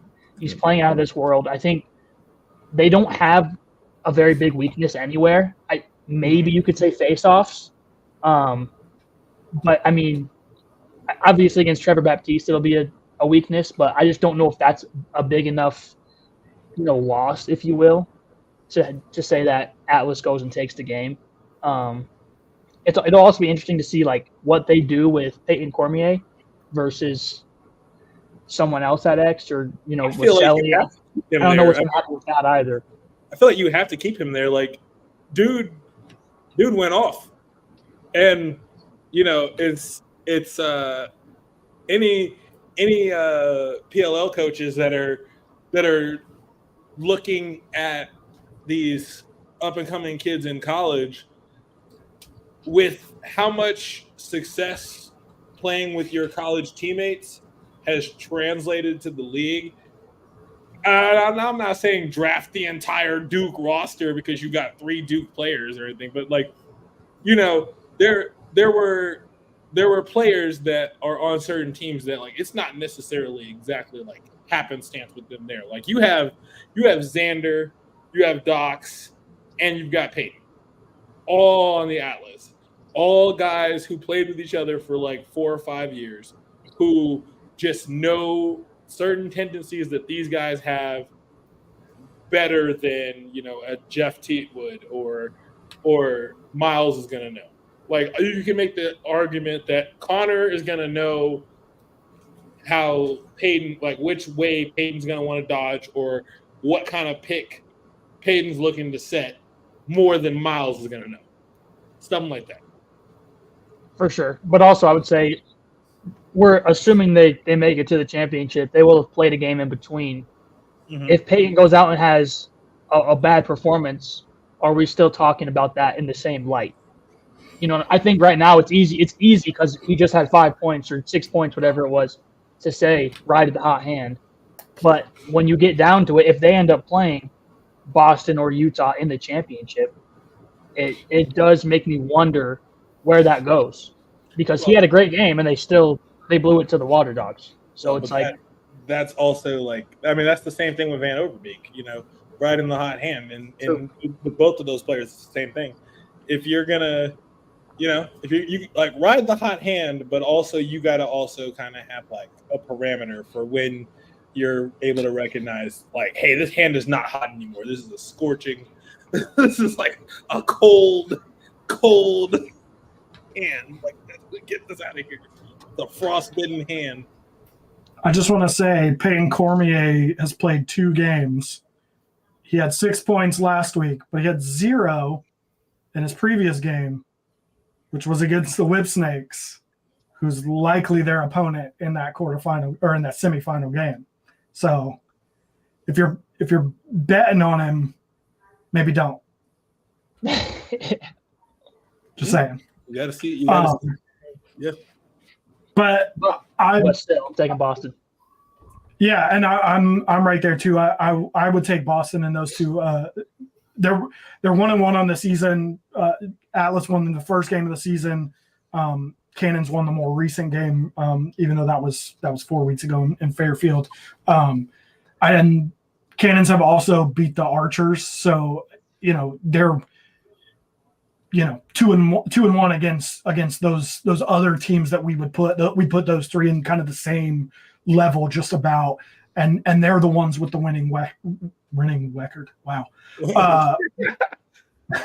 winning record. So yeah, and it's interesting because it's like the Atlas, like you kind of know what you have to do when it comes to those guys. You know, you gotta find a way to limit Teat. You got to find a way to limit Shelley if he's there. You got to find a way to get the ball past Antonin. The Cannons, the way they're set up, they're kind of set up almost like how the Spurs were back in the day, where like any guy on their team offensively can get hot, and the other ones will either support or will either find a way to like complement that. Like they don't, like, you know, it's not one of those teams where they have like definitive guys, so to speak. Like, you know, you have Asher Dolting and Marcus Holman, who are big presences, but people also forget they have Matt Cavanaugh, Matt Campbell, Ryan Drenner, and Pat Cavanaugh, all who can make an impact if given the opportunity. I'm going to be a mega hater in that scenario. The PLL social media will be unbearable hearing the season sweep with their Mickey Mouse Champ Series championship. And why is it Mickey Mouse? And I can't, I don't want to see it. I mean, the Champ Series is a whole different game. I mean, this is all bias aside. If you put the Archers in, if you play the Champ Series in the summer, the Archers are the best team in the league, probably by a country mile. Valid. I can see where you're making this point. I don't necessarily agree. It's the same 3 teams, but you think about like a healthy, I mean, before Tom Schreiber's injury, healthy Tom, Trey LeClaire, Ogevin, Fields, Mac O'Keefe shooting on a 13.2 or a 13-yard 2-point arc. Yeah, raps. But yeah, back to, I just don't want to see the 2-time in a season champ, like double champs in a year. That'd Hey, be miserable. hey guys, if this happens, we gotta all check on Jackson. I have a futures bet on the Cannons. I mean, I'd be happy if they won, but Yo, we're gonna tweet the eyeball emojis to you if that happens. I'm be like, well, I mean, I'm calling it now. There will be they won both championships in the same year. You can tweet me on that one. I mean, it is still impressive because they don't have the same roster. For sure. okay. I don't even I get what you're saying, though. Does Holman coach both teams? Yeah, he did. Okay, I didn't know if someone. It's largely the same roster. I mean, they had Asher, Matt, and Marcus, and the Aslanians, and Campbell, and Drenner, and they didn't have Kirsten goal. They had. Did they have? No, they did have Kirsten goal. I don't remember. Yep, they have the same roster. The same roster, like from top to bottom. Yeah, because none of their guys really play box. I mean, a few do, but like none of their like big important guys. Yeah. So real quick, this just so we get everything locked in. Neil, your 2024 PLL champions are the Cannons. Brandon, your 2024 PLL champions are the Boston Cannons. Jackson, your 2024 PLL champions are the repeat Utah Archers. Whoa! No, I mean, people continue to undervalue Trey Leclerc. Funny, crazy stat of the year. Trey Leclerc has 23 points this year. Guess how many of those are assists? 0. The man is a shooter. And Grant Ament will continue to get the pole out of the midfield. And so Trey Leclerc running down Main Street is going to just continue to shoot. And I think he's right-handed, and he scored a two-pointer left-handed this past week. It's true. He did. Okay, so all right. In continuing with my tendencies for hot takes, because Neil did point out something very interesting about what happened the last time the Atlas played the Whip Snakes. Hot take. Whip Snakes upset the Atlas in the championship. Whip Snakes upset the Atlas and make it to the championship. Championship game, Whip Snakes, Boston. And who do you have winning that championship game? Maryland Whip Snakes. Oh my goodness. Oh Lord.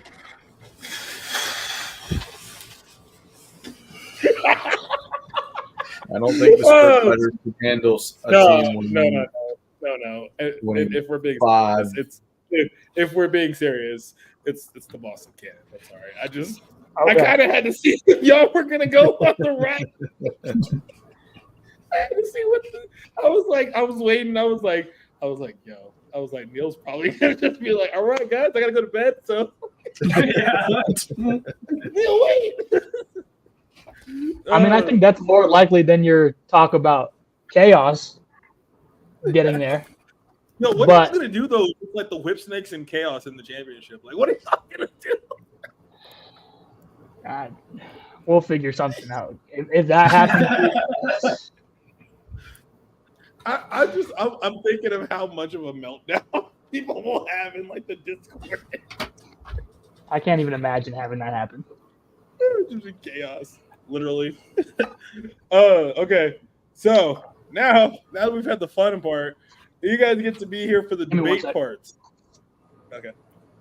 You guys get to be here for the debate parts. We're gonna. And I do actually have to run, but I appreciate y'all having me on tonight.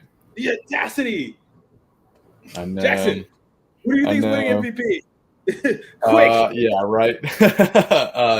I wonder. Tom Schreiber, actually. No. No, Jeff Teague for sure. Okay. Maybe you were going to go here. Grant Ament is the midfielder of the year. That was actually my prediction, actually, because he He leads in points, and he's just been killing. And he's not a midfielder. He's a midfielder. He's playing midfield this year. No, he's playing midfield. I'm saying like he's leading the league as a midfielder, and he's not even a midfielder. Yeah, no. First player to win Attackman and Midfielder of the Year. I mean, maybe hot take here. Piper Bond, short stick D-Midi of the Year. I actually have Ryan Tarafinko. And maybe that's biased. Whoa! Wait a minute, Dre. When did you make that change? Maybe that's biased from both of us. But for me, it was between Jeff Trainer. See you, Jackson. See y'all. It was man. For me, it was between Jeff Trainer and Ryan Tarafinko, and Piper Bond. And I was like, okay. I was like, who do I feel has more of a impact on their team? And I know, I mean, maybe it's just because I've seen it, because I've gotten to watch more of their games, but when Tarafinko's out there on defense, it's a whole different story than, like, you know, if he's not out there. Like, it's different.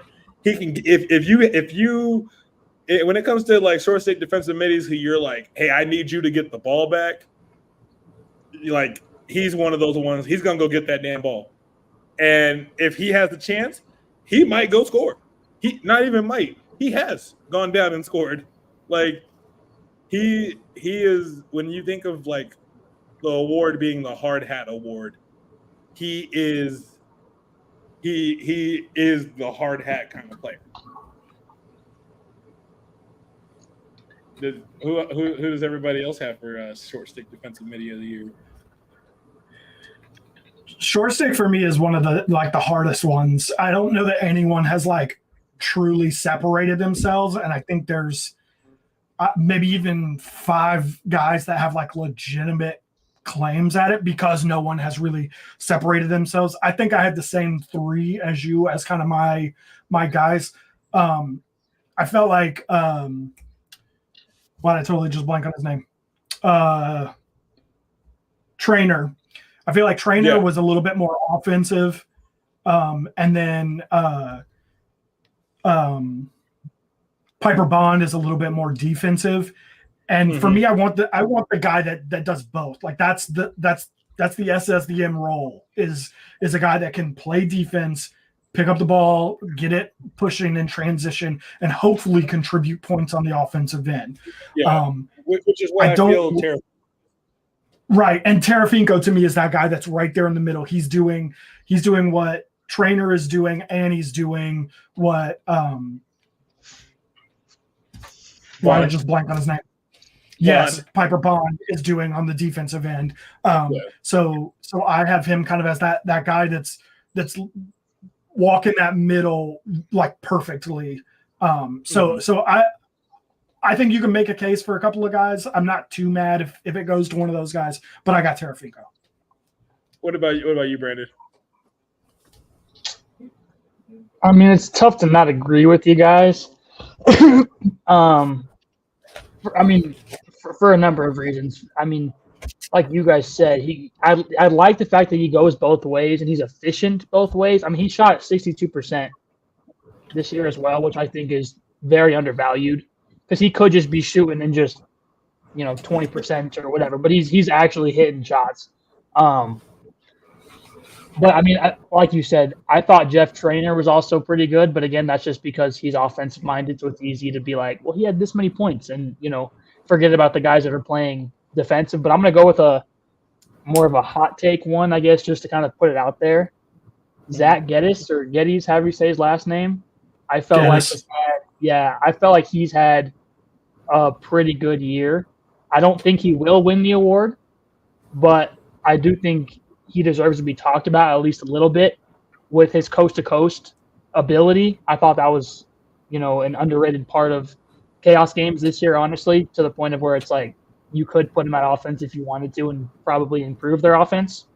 And he only had 1 turnover as well on the year. So, when he's getting the ball on defense and running to the other end, he's not just like chucking it out of bounds or getting stripped. So I think he deserves an honorable mention. But overall, I think I'm with you guys in taking Tarasenko. You know what's funny about Geddes? Watching Chaos games, I felt like he's one of those dudes that like I was like, oh yeah, Geddes is probably in this conversation because when you watch those games, you feel like he's having a big impact on the games. And then when I went and looked at his stats, I was like, well, I'm actually kind of disappointed because he feels like he has a much bigger impact. And it's one of those things where like stats aren't telling the whole story. Exactly. Numbers lie. They don't lie, but they also lie. Yeah, that was one. Did you guys ever watch Numbers Never Lie when it was Jamel Hill and Michael Smith? Yeah. And it was like, and they would always be like, no, numbers lie all the time. Like you can form a narrative off of any kind of numbers. They lie all the time. So we talk about that a lot with like, and we can get into Defensive Player of the Year at one point. But we talk about that a lot with like J.T. Giles Harris. He doesn't have the stats on the paper, but if you're watching him play, he's shutting dudes down. He's just not causing turnovers. He's not picking up ground balls. He's not doing those defensive stats, but he's one of the best defenders in the league, hands down. So, there's only so much that you can go off of with the stats. Let's see.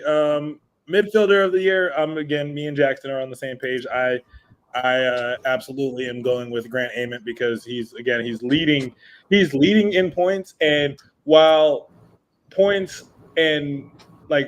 not entirely like a numbers person because I'm not, I do like that he's leading in points because, again, anyone that's been paying attention to Grant Ament's career knows that years prior he was in the attackman role, and when Matt Moore did get hurt, like he'll slide down to attack and stuff like that, or if they need a different look, he'll go down to attack. But like he's one of few players to flourish in both attack and midfielder roles, and if you watch him play.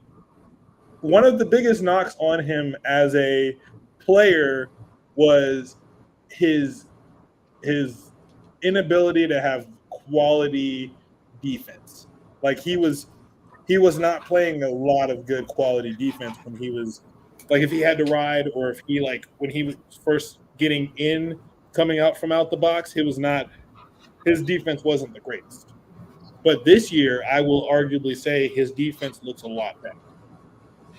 And it's just he has a different. It's just like I said, it's crazy seeing a player impact whether he's at the attack or the midfield position. So I don't think you can give it to anyone other than him. Yeah, I similarly, part of the reason I think for me is like, yes, he has the stats. He's done the things on the field, but I was an Archers fan. I don't know really where I'm standing these days, but I watched him last year when they put him in the midfield when he got hurt and they kind of figured out the attack without him. And when they brought him back, they were playing him in the midfield and it was not great. And Jackson and I had several conversations about like, yo, this dude's got to be at attack. He's not a midfielder. He's got to be at attack. And like he could put up some stuff here and there last year, but it was a very failed experiment. And it looks like all he did all off season and all through camp this year was just run midfield and work on being a midfielder. And he looks like an actual midfielder this year. So, did he get all the improvement? Yeah. What about you, Brandon? I'm right there with you again. I don't know. It's hard to take away from like the quarterback of an offense. Like it's like you were saying, Neil. It's not that they don't have the talent to make it work without him on the field, but like there's a very clear difference when he's not there. And I look at I know people could probably make an argument for Tom Schreiber. You look at the game that he was out just a couple days ago, and it was like he was never even there to begin with. And that's not a knock on Schreiber by any means. I mean, we all know how great Schreiber is, but I just think Ament is, to me, he's closer to like a Jeff Teat type of role, where he had 15 goals this year, but the way he dishes the rock, especially, is key for me, at least out of the midfield, and that to me puts him just that much more ahead of Tom. But I think that's a 1A 1B situation. I think they're lucky to have both guys on the roster, but I don't think you can really go wrong with this one. It's kind of, pick your poison. Yeah. And then, this one I feel is a locked up award. Jeff Teat's getting MVP and Attackman of the Year. Well, but I do have something to bring up, though, about Attackman of the Year, because do you give Attackman of the Year to someone like Asher Nolting? Or do you just say, screw it, we're giving them both? Because I've seen arguments for both sides, similar to like Josh Burns and PLL.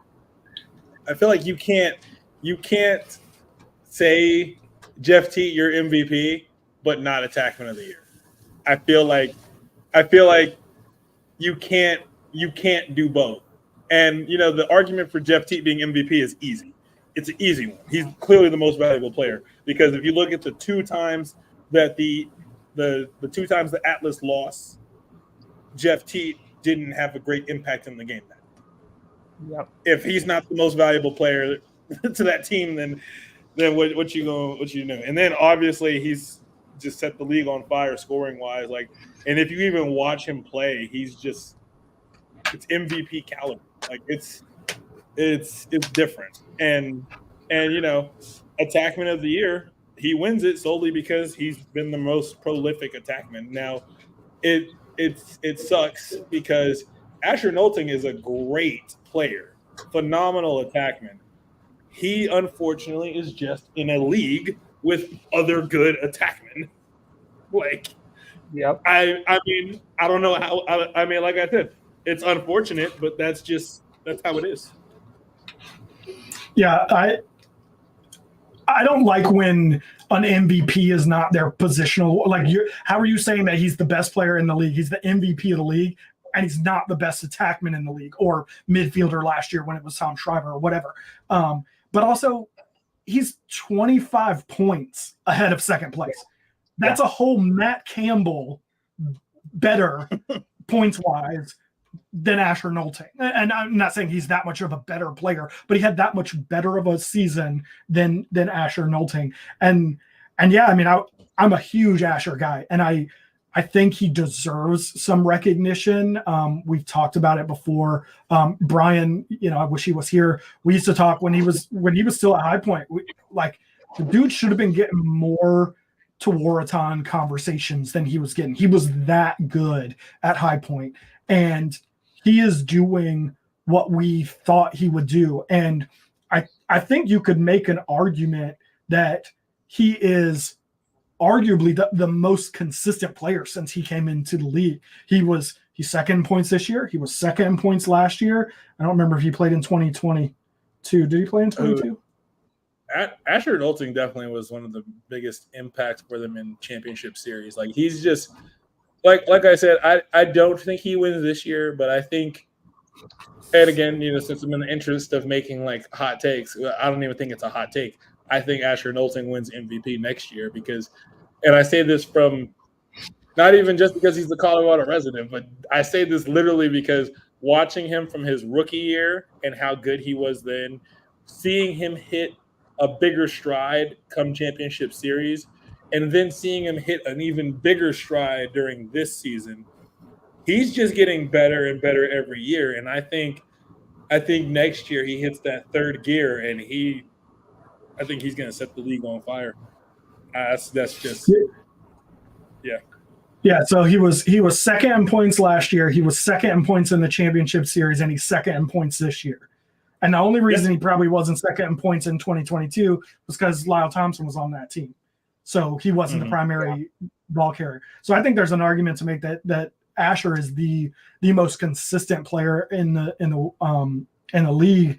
But I tweeted this out a couple of days ago, and I said it in a video a while ago.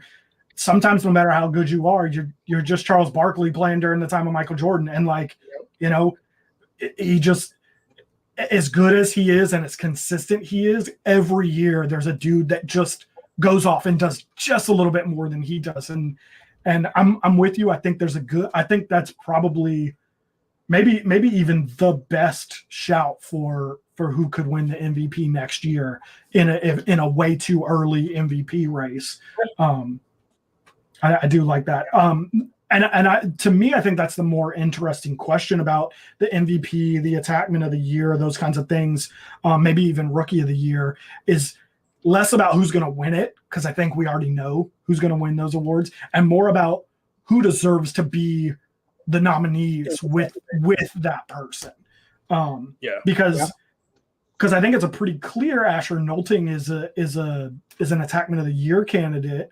But then who's with him, and then does he join the MVP, or we look at it? Almost feels, for me, it almost feels insulting to put him in that MVP race, because you know he's not going to win. Like, right.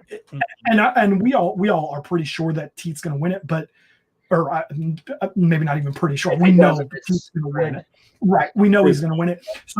So the only thing that you can really think of is, well, who could win it? And to me, you got to look at other positions. Could Blaze win an MVP? You know, could someone from another position win an MVP? Maybe a defensive guy win an MVP over Jeff Teet? No, he shouldn't. Has a won MVP in the league yet? What's up? Has a goalie won MVP in the league yet? Yeah, Blaze won it. Yeah. Okay, I thought so. I was about to say, I feel like Blaze has won it already. Yeah, Blaze won it. I think Blaze played. If Teet didn't have his anomaly every year and Blaze played more games, I think he would absolutely have an argument this year. And I mean, injury be damned, I still think Schreiber should be in the nominees for MVP. If not MVP, midfielder. I'd give you midfielder. I don't know if I'd put him with MVP this year. Not that he had a bad year by any means. I feel like MVP nominees, I'd put Teet, I'd put Asher. Numbers wise, I would have to check, but I think Rob Pannell has some numbers to justify it. Maybe if not MVP Attackman conversations. We could have that conversation. I mean, he's ninth in points, and everyone in front of him is an Attackman. But you can. He also is on a not very good team, which probably hurts his chances. That's always sucks. That's in a way for me. I've always hated that. I mean, and people can argue it or what they want, argue with your mom, but like I've always hated that someone being on a shit team means that they are like out of the running for any kind of. The example here is Michael Sowers. He's third in points. He's two behind Asher Nolting, but he's on clearly the worst team in the league, at least record-wise, whether you want to argue a better team is out there. Right. Yeah. But Michael Sowers is third. And if you think, okay, we got 3 Attackman finalists, are you putting Michael Sowers in there? Or are you gonna jump down to TJ? I think I'm dropping down to TJ. Or maybe even Marcus Holman. No. I would put TJ first. Not first, but ahead of Holman, I mean. And Sowers. Just because look at TJ's production. He had the same statistical production essentially as Sowers. But if you remember early on in the season, like he was kind of carrying the whips. And he was like the brightest spot. So when I look at I understand Sowers is on the worst team and had great numbers, but I think I don't know how to explain it. It makes more sense to have Sowers a peg below TJ, if that makes sense. 2 counter arguments, and I'm not saying you're wrong. Two counter arguments though. One, TJ Malone is what, the 5th option on that Whips offense, so he's so far down the defensive pecking list. True. he's not drawing those guys. Like, it's one of the things we talked about Brennan O'Neill. I don't think Brennan O'Neill got close enough to TJ to really challenge him for Rookie of the Year. But if he's within 3-ish goals of TJ, it's a real conversation about the fact that he's drawing the number one defensive assignment. Yeah, for he's sure. about 9 goals away from TJ, like 8 goals or so away from Yeah, TJ. he's 8 goals off of TJ, but and so he didn't get close enough to really have this be a meaningful conversation. But I think if he got to 35, if he's within 3 of TJ, or I guess 34, and he's within 3 of TJ, there's a real conversation about the fact that he's drawing a number one assignment every single play of every single game, and TJ Malone's drawn often a shorty. He might be getting a pull now, but especially at the beginning of the season, he was drawing a shorty. And then the other argument that I'd have is Lyle Thompson in 2021, I think it was, had 44 points, led the league, and the Cannons were awful. I mean, that was in my opinion was arguably the worst constructed and coached team that the PLL has had. And I think he was an MVP finalist that year. If he wasn't, I certainly was arguing that he should be, because he's just that good. So again, I'm not saying that you're wrong. I think it's one of those things where you can make the argument either way, and I don't know that there is a wrong answer. It is valid as well to say you're drawing the number 1, you're drawing the number 4 or 5. Like I totally understand that. So, I mean, and again, if TJ wins Rookie of the Year, then I'm not really pressed about it. If he's a finalist for Attackman, because he has plenty more years ahead of him to be a finalist, you know what I'm saying? And if he's putting up 37 in a rookie season, like, he'll be back here plenty of times. So I don't mind Sowers, especially when I feel like Sowers had a sneaky good year. Like, and a big part of it is because his team wasn't good, but we did not talk about Michael Sowers enough. Like, from week 1 to game 10, whatever it was, we did not talk about Michael Sowers enough. Like, it's so funny. And shout out to Joe Keegan for bringing this up. As much as like I'd say, like, the general pulse of the lacrosse culture feels like Kieran McCardle doesn't get talked enough. He actually gets talked a lot because people are talking so much about how he doesn't get talked enough. Yep. Because, like, it is kind of funny. But with TJ, and even though he's probably far and away going to win Rookie of the Year, the only argument I will even remotely say about it is, and Neil and I have talked about this, it is real easy to shine as a rookie when you are in a very, very prolific offense. Like if you think about it, in that Whip Snakes offense, who like with the Outlaws, everybody schemes. Everybody's like, yo, put a long pull on Brennan O'Neill, slide early to him. Cool. It's gonna change the offense entirely. They're not gonna be able to do much. Cool, fine. Same, and then with the Atlas, it's like, are you gonna try to slide early to Schellenberger when Teet's right there? No. You're still gonna have, like, Shelly's gonna be able to get his, because you only have 6 guys. You can't put everyone, you can't double cover everyone. And with the Whip Snakes, it's even tougher because you've got, as much as his production hasn't been a lot, you got Matt Rambo, you've got Zed Williams, you've got Dordovic before he got hurt, you got Channy, you've got Levi Anderson, and you've got TJ Malone. So that is a hard team for defenses to scheme against. Same with, even with the Water Dogs, you've got Ryan. Well, and the Whip Snakes have Ryan Conrad now too. The Water Dogs used to have Conrad, and then they also had Kelly, and they have Sowers, and they have Courier. Like, it is much harder. I feel like it's much harder for a Brennan O'Neill than it is for a TJ Malone or a Connor Schellenberg. that is my only take I will say on that. If we're talking about Rookie of the Year, I think TJ Malone wins it. I would give it to Tyler Carpenter, though.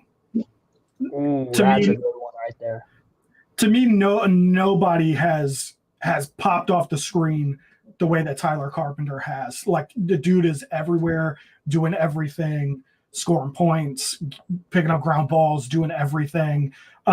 He looks like the second coming of Michael Earhart, whom the LSM award is named after. I think he should be a lock for LSM, and I would have him as Rookie of the Year because of some of the things that we talked about for that give TJ Malone an advantage. I don't think that Carpenter wins Rookie of the Year. I think TJ Malone gets it, but I would go Carp. That's my hot take there. That's actually who I have for LSM of the Year. I did some more. Brandon and I were talking, and I had Carp, I had Pacino, and I had who's the other one I had on there? But I had Carp and Pacino. I had Carp, Pacino, and I had one other at the LSM Ethan spot. Raw? And, yeah, I had Raw, Pacino, and Carpenter, but then I went back and watched a little bit. I went back and did a little bit more research on Carpenter and his stats and the way he plays out there is just different, and so can't help but think that he wins that LSM of the Year. My defensive player of the year, and I'm ready to stand on it. I got Gavin Adler.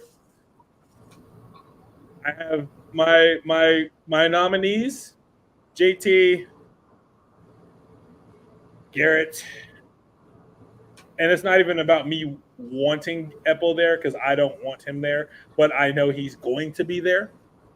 So JT, Epple, Adler, and if they do a fourth one, Randall.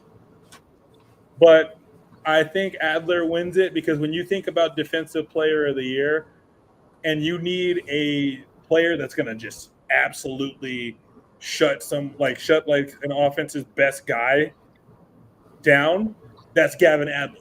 I can't give that to Garrett Epple because that man got slow cooked by two rookies in one game. That man gets praised because he has the most caused turnovers. He isn't caused turnovers. Whoop-de-freaking do. But how much of a defensive impact does Garrett Epple actually make on that Cannons team? No. In fact, much like it was with the Redwoods, when teams are scoring on the Cannons, like it was with the Redwoods, whose side of the field was it coming from? Epple. Yet somehow that man keeps winning Defensive Player of the Year. I'm baffled by it because we're so concerned with caused turnovers, but the thing about caused turnovers is caused turnovers happen all the time, especially in U15 games or U13 games, U7 games. How much of those caused turnovers actually lead to scores? So if we're going to track caused turnovers, our caused turnovers need to really have weight when they lead to a score. Otherwise, what's the point in causing the other team to turn the ball over the whole game if you still lose by 1 or 2 in the end? Come on now.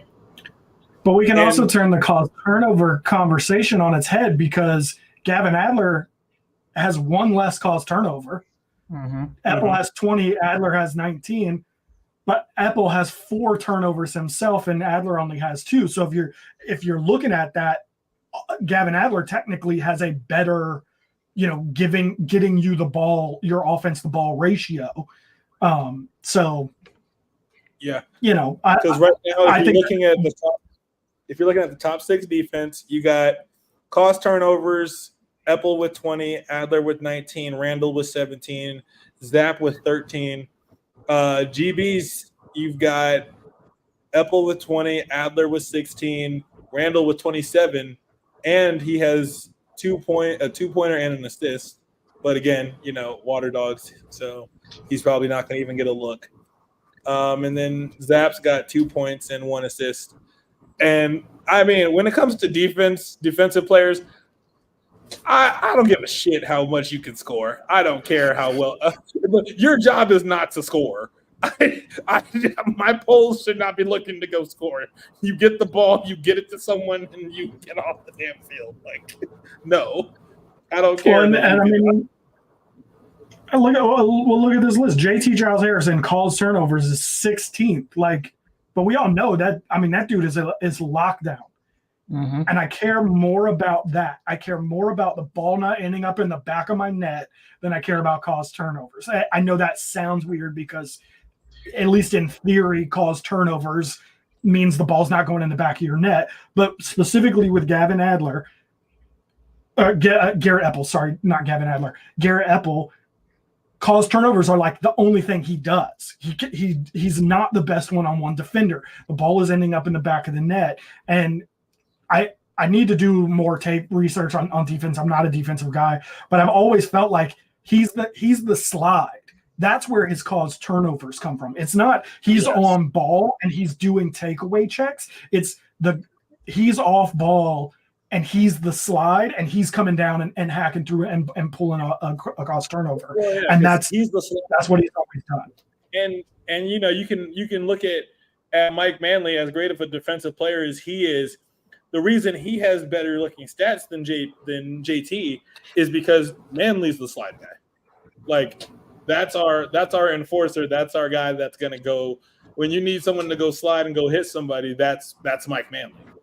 He's not about to get bullied by nobody. I mean, look, when we played the Redwoods, Manley had Ryder strapped down for most of the game.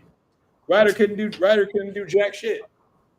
Like, but because Manley was like, "No, I got this." And JT is usually guarding the Pinnells, the Holmans, the Sowers. Like, he's usually guarding them, and he's doing his best to like limit them as much and keep them quiet.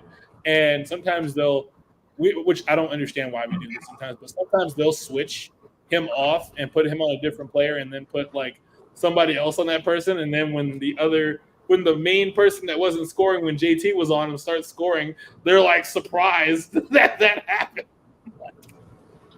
I'm like, come on now. But Gadler is that dude. He is both. Yep. He is that shutdown one-on-one guy.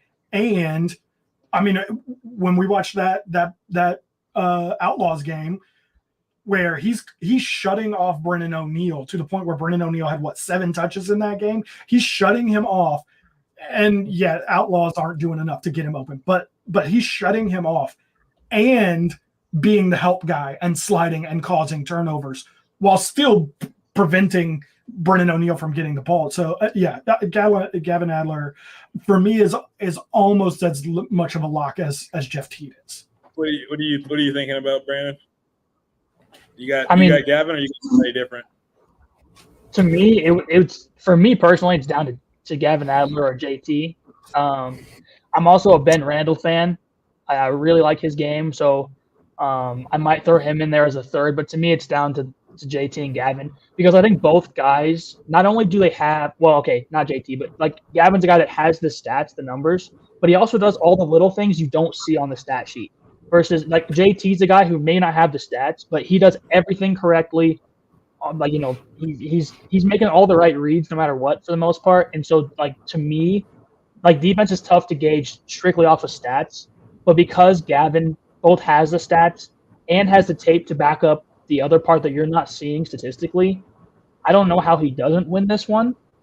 Because he does the dirty work like every single play, which is it. Like, to me, that's what I value as a defender. Like you guys were saying, I don't really care if you can score. Like, that's awesome. You know, if you can get caused turnovers, that's a plus. You know, it's at least taking away a possession. But like Gavin, I think it was Diggs who tweeted out a video a couple weeks ago where he caused a turnover and then pushed the ball around the dude and grabbed the ground ball.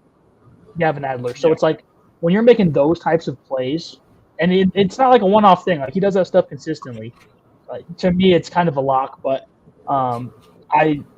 I'm not against Garrett Epple being a finalist. I'd prefer Ben Randall, though. I think he's had a great year despite being on a bad team. I mean, he only has 3 less caused turnovers, 7 more ground balls, and he has a couple points. So, but to me, Adler's the clear favorite. JT's number 2. with face-off athlete of the year, I know who it's probably going to go to, but I have a case for who I think should win it. I personally think Joe Nardella should win face-off athlete of the year. It's going to go to Trevor Baptiste. That's clear and away. But I think it should go to Joe Nardella. Because he's leading in face-off percentages. He has less ground balls than Trevor Baptiste. However, Trevor's also lucky to be on a team where he has wings that do crash and help him get those wins. And a couple of those face-offs were against a couple of those face-offs that Trevor took were against a team that didn't really have a Fogo, so it was like child's play. But if you look at Joe Nardella's face-offs and just kind of he has to. I feel like Joe Nardella has to work a lot harder to get his wins. And when I look at the head-to-head matchups, Joe Nardella, with the exception of Trevor, because they were kind of back and forth in their games against each other, Nards really hasn't not too many people have gotten the better of him. Nards has been hanging with most people, and he's been scrapping because Trevor got by Luke Wehrman. Trevor was getting Luke was getting in his bag against him. Luke was also getting in his bag against Mike Sis, but Joe Nardella was you ain't getting it on me. Like I said, But no, Trevor's gonna win it, but I feel like Nards should win one. but I mean, you brought up Trevor going against a team with no face-off guy. Didn't Nardella go 31-0 because they didn't get a face-off guy? Yeah, I was going to say them, but yes, Nardella actually went against the Water Dogs with no face-off guy. Trevor did not. Trevor went against Stathicus. And don't get me wrong, Trev took care of him. But I'm just saying we got to take that into account because it's and don't get me wrong, if we had a comeback player of the year, I'm all for giving it to Nardella. I think he had a great year for his first year back. 67% is great, and 5 points as well is also good. But I just think Trevor took 20 more faceoffs. He won 10 more than him. I mean, he's Trevor Baptiste. I don't know. I mean, like I said, I know Trevor's going to win. I'm not saying he's not. I'm saying me personally, I would give it to Joe Nardella. That's just me. I've got Trevor because he's got 16 more ground balls, he's got less turnovers, and he scored one more point. While again, as we kind of pointed out, Nardella went against no one for the Water Dogs and had that 31, that 100% game. I don't think that Nardella is a bad choice. Again, Nardella has the best faceoff percentage in the league, and I do think that there is probably a point to be made that Trevor might have the better wing play. I don't know that that's true, but I'm fair with conceding that if it is. I do think that Nardella probably, in order to actually win, Carp's usually on the wings for the Atlas. Yeah.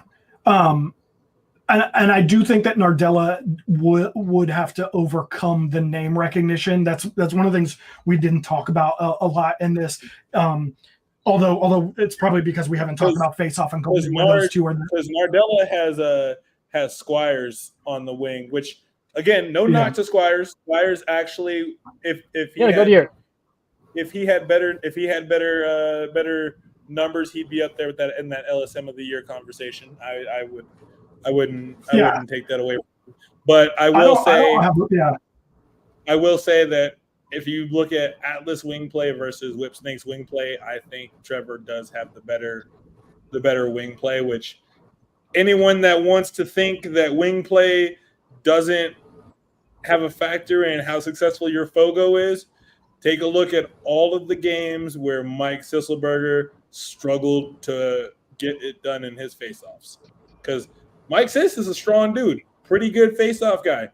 But for a lot of those games early in the season, when the wings were not getting involved for him, he was not winning those faceoffs.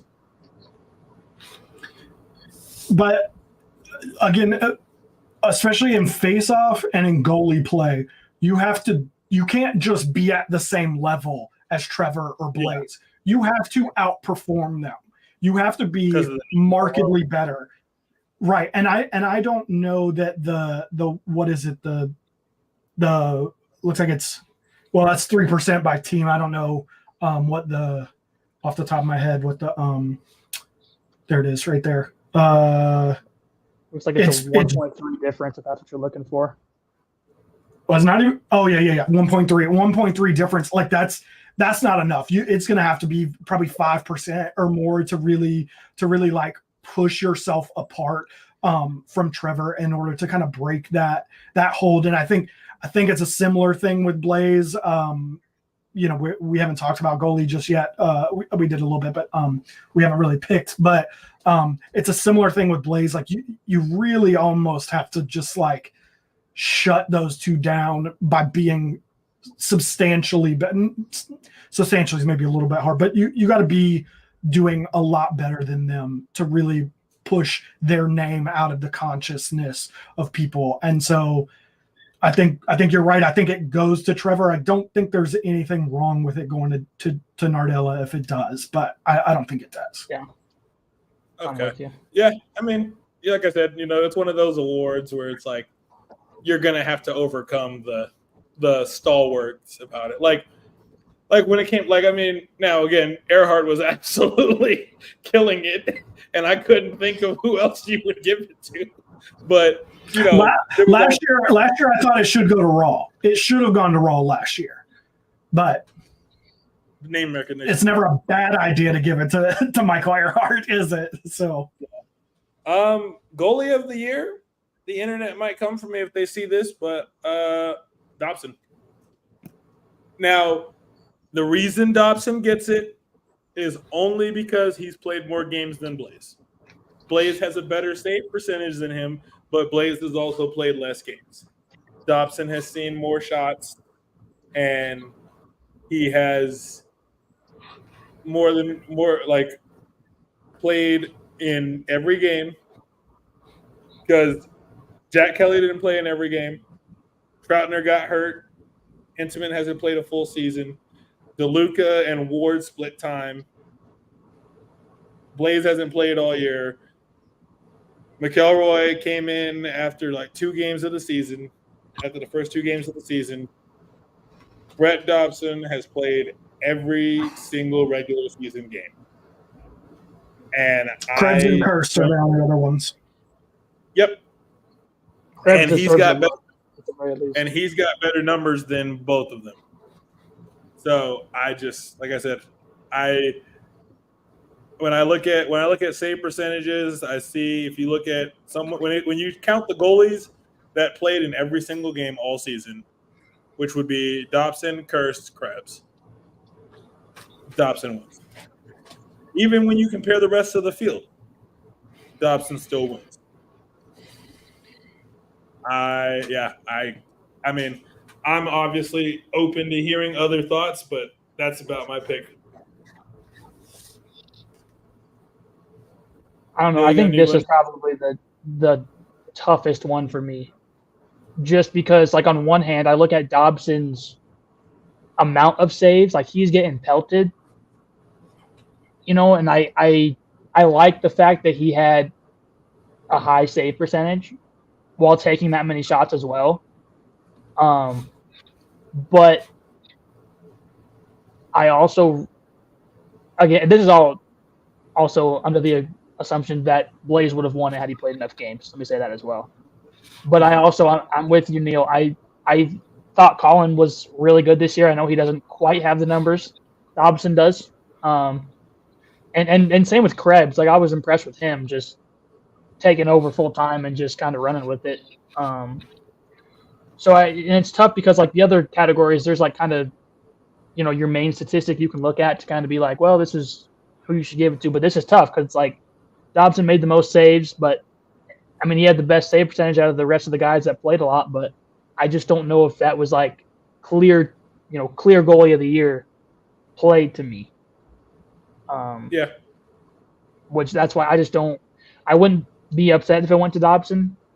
I'm leaning And more after- Cursed, but And after Blaze, he has one of the lower shots against average. Cursed has a lower one than him by 0.4. So wait, who did you say? Krebs? I think I'm gonna go with Cursed. But I like Krebs being in that conversation, and I would not be upset if he won it. But again, it could go to any of them, I think. I think it's just got to go to Dobson. That's me. Hold on one second. Yeah, I'm with Dobson too. I think Blaze.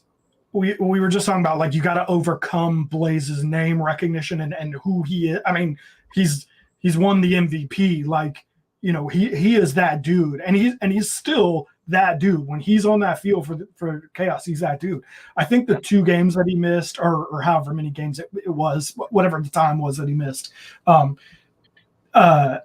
I think does knock him down. So even though he's leading, it's not the same. Especially again, Brett Dobson has 55 more saves than him. So even if we again, it says Blaze played 8 games. I'm not sure how much of that is true. I don't know what he played, but even if we bumped out kind of what he projected to do, he was only averaging 11 saves a game. So he's still, even if he played 10 full games, he's still probably 40 some odd behind what Brett Dobson did in terms of numbers. And that's not exactly his fault. He's probably got a slightly more cohesive defense in front of him. So it's hard to hold that against him, but I don't know. I mean, pretty much all throughout the year, he did have a down game, but most of the time Dobson is that dude. And he, the other thing I think that sticks out when you're voting is the moments. And I think everyone can remember that Brett Dobson save. I know it was week 1, but against the Water Dogs, where he basically did what he did in the championship game to them and made the game tying or game winning, I don't remember what it would have been, save in the last seconds of the game to secure that victory for him. And I don't know that we have that moment from Blaze. He's got the goal, the full field goal, but I don't know that that's the same thing as a right. Defensive performance. I think Cursed has been good. I think Krebs has been good. I just don't think they're to me, they're that next level. They've been good. They deserve their positions. They deserve, if Cursed is Cannon's half us pick Cannons to win the championship, and it's got a lot to do with Colin Cursed. But I just don't know that he's goalie of the year. That's fair. And I will say too, like, part of the reason I'm so torn on it as well is like Brett Dobson didn't have Graham Hossack for how many weeks? And that's the other reason I appreciate the amount of shots that he saved, because it's like you're out there with, I don't want to call them like a B team defense, but like your best defender's not there to help soak shots. So you're just sitting back there just, taking shot after shot.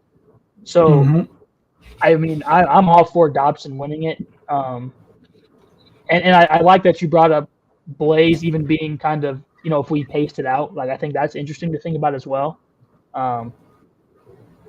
But now, yeah. some of that average may have been hurt by missing some games here or there. So maybe he has a slightly better average. But even if you think he had 12 or 13 saves a game as opposed to 11, he's still considerably off that mark. So yeah, I'm good with Dobson. I think that's. Let's see. Let's see. Coach of the year wise, I'm going Stagnita. It's Mike not Preston. a chance. I'm going. Mike Preston. I know it's going to Pressler, but I think a lot of that's our bias for giving Coach of the Year to biggest turnaround. But That's see, what this is what I hate about this argument, because you're not the only one. I'm not coming at you, Dre. I've heard this argument so many times, and it doesn't make any sense, because why are you picking the Whip Snakes? Because they turned around in the middle of the season. So you're giving the award to the guy who turned his team around. You're just rewarding the guy who did it in season as opposed to the guy who did it in the off season. Yep.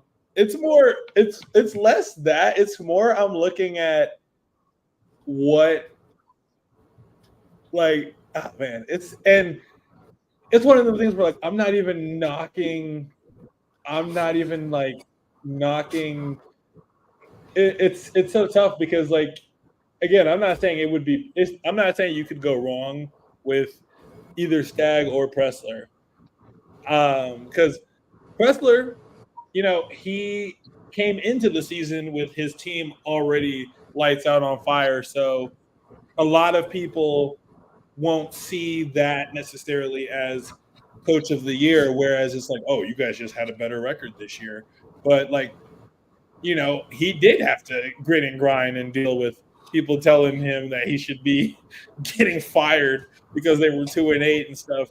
And you can try to minimize it and be like, oh, all he did was draft Connor Schellenberger, and now the Atlas are 7-2. And I'm like, one, don't disrespect Liam Intamin and Tyler Carpenter like that. But two, he has a Miles Jones acquisition that he actually gets to play with now.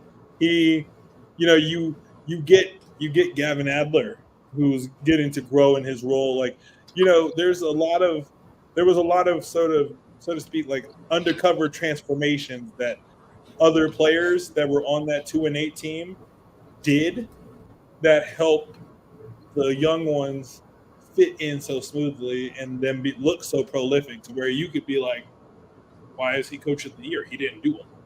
Whereas with Stags, I guess for me, my reasoning with Stagnita is how much he was able to do with a lot of moving parts. Like, he, like, finding a way to get because this is because who won Rookie of the Year last year? I don't even remember. Who was even a rookie last year? I don't even know who was a rookie last year. Like, because I'm trying to think of how many Rookie of the Years he's consistently managed to have. Tucker Dordevic did. Yeah, look at that. Second year with it's one of them things where, like, players only get one rookie season. But for you to be able to almost duplicate that same result multiple years, like, you have a new player with TJ, but you're getting TJ to thrive and be in the top 5 of players in the league. You're getting a guy. You made a still baffling but miraculous acquisition of Levi Anderson, and you've gotten him to flourish. Matt Rambo is having arguably one of his worst seasons, but it's still not so bad that it's a detriment to the team, and he's still able to command a little bit of attention and respect because he's Matt Rambo. Zed Williams is able to look. This is the best Zed's looked in quite a while.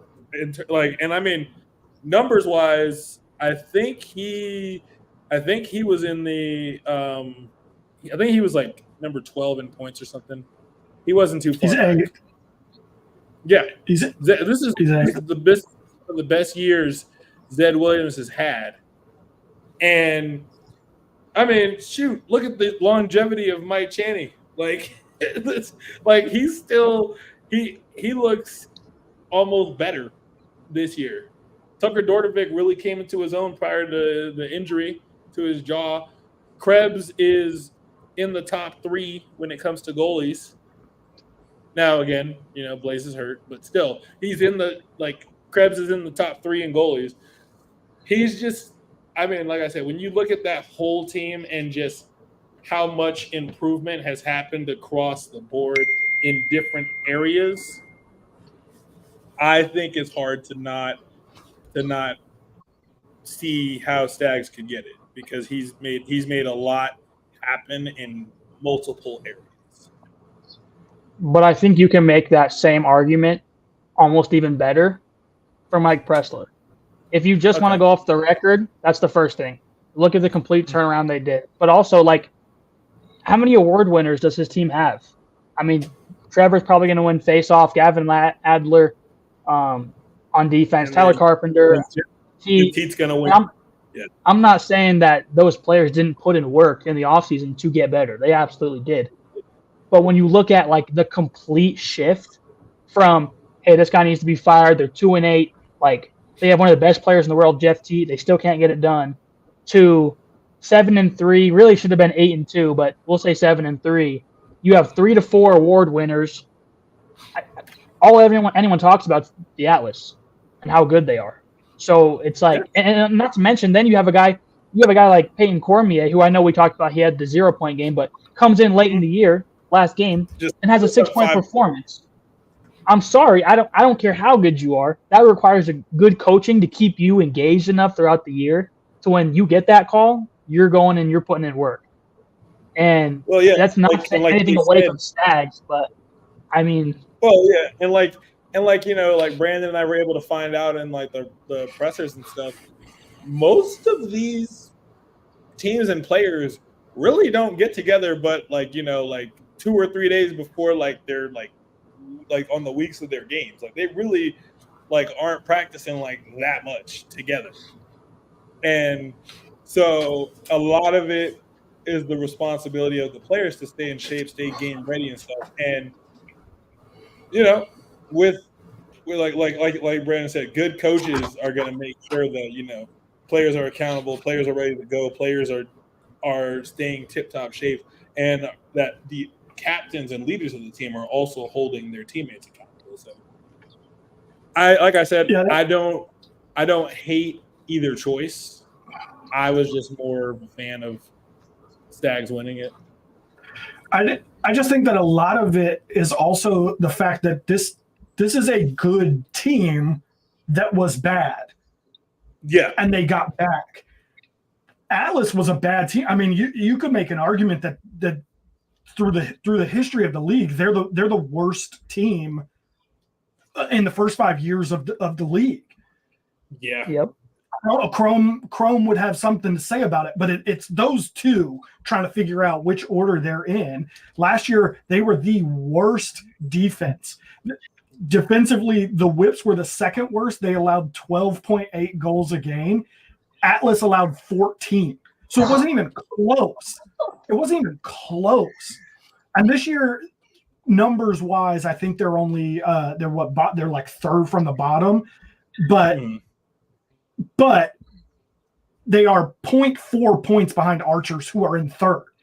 And this defense, like we talked about, Carpenter has been incredible. Adler is probably defensive player of the year. We didn't even talk about Brett Makar, who's not an award winner, but has been so much. I mean, people wanted him off the team. People wanted him gone. And now he looks like a rock solid piece of that. They picked up Liam Intamin.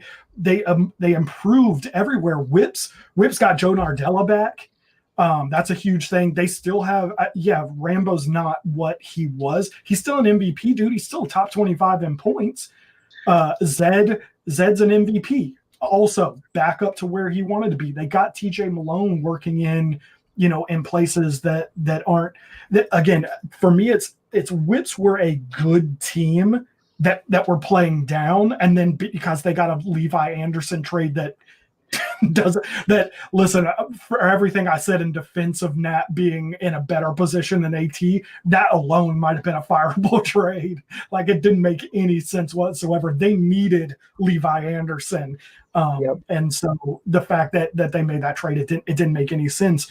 And then the Ryan Conrad one is another one that's like, how is this the dude that's going over? So it is never a bad call to give Staggs a Coach of the Year award. He's that good. I mean, he could win it every year. And there have been years where they were the best team in the league, and I thought he deserved it because of what he was doing throughout injuries. You know, when they I think they had Rambo go down for a couple of games, they had Zed go down and they were still like 9-1 or whatever that one year. It was like, yeah, that dude is Coach of the Year. I don't think it's always about turning around, but literally, I think almost every fan, I think Diggs might be the one exception. Every Atlas fan I knew last year was calling for Pressler to be fired. It was really the rest of the fans that were like, no, dude, he's going to figure it out. And now they're the best team in the league. And I think we're looking, I said it earlier, I think we look at what Staggs did in the middle of the season to get a 2-4 whips to 6-4, win 4 straight. And we're saying, oh, that is so much better than what Pressler did in the offseason and through the draft. And don't forget, he brought in Ronan Jacoby after Jacoby went off in the Atlas championship series. And they did, I don't know if you guys follow Connor, dude from Lax All-Stars. Why am I totally blanking on his name? But he was keeping track because he's a D3 guy, and he was keeping track. The Atlas did not lose a game that Ronan Jacoby started. The games that they lost are all games he did not play in. So have you seen Ronan Jacoby play for the championship series this last year? Yeah, dudes like that. Yeah. Seeing the show that he put on, I was like, put some respect on his game. I'm also surprised that Solomon wasn't on a team this season after seeing how good he did in championship series this last season. But I bet you when teams are looking for bodies, Ronan Jacoby and Solomon will be on some championship series rosters. Yeah, and then you look at who else they got. They picked up Schellenberger in the draft. They picked up Peyton Cormier outside of the draft. They didn't even have to draft Peyton Cormier. Undrafted. Still the most shocking thing. Dylan Malloy is a dude that's like on their fringes. That's a Tewaaraton winner that's on their fringes. They got Dox Aiken back. They did a lot of stuff. They just did it all before the season. They made a lot of changes to this team. I didn't even talk about Liam Intimate. Like, they made a lot of changes. They just didn't have to do it in season because they had it all figured out in the off season. So I got Pressler all day. Again, I don't think it's a bad idea to give Staggs a Coach of the Year award, but I don't think it's really even close. Like, yeah, that's pretty much it's a wrap. Like I said, I don't hate Pressler or Staggs winning it. Like, I don't hate either one as the choice. Neither one. I do think there's a case to be made for both, but like I said, if I'm making a prediction for who I think wins it, it's Pressler. The other thing that I want to make sure I mention is that I didn't at all. We haven't talked about him at all. Is Tim Troutner, who could arguably be the most important pickup of this team because they were able to not miss a beat that early first 4 or 5 games that he started where Intamin wasn't there, he wasn't healthy, whatever was going on with Intamin. That might be the most important pickup, and I hope he's not with them next year because I think he played well enough this year to start. And when he got pulled, I didn't even think he needed to get pulled in that game. He got pulled in, but obviously once you went to Liam, it wasn't coming back to Troutner. Troutner could only keep Intamin on the sidelines, and the second it was Intamin's game, it was game over. But that could end up being the most important pickup for them all year. Yeah, if Tim Troutner hits free agency this offseason. You mean when he hits free agency? Yeah. I mean, look, I'm not telling teams how to move, but hey, I would not be opposed if the Outlaws dropped a certain goalie and then got Tim Troutner. I would not be upset. That could be a good fit for him. Not be upset at all because, like you said, prior to injury withstanding, but also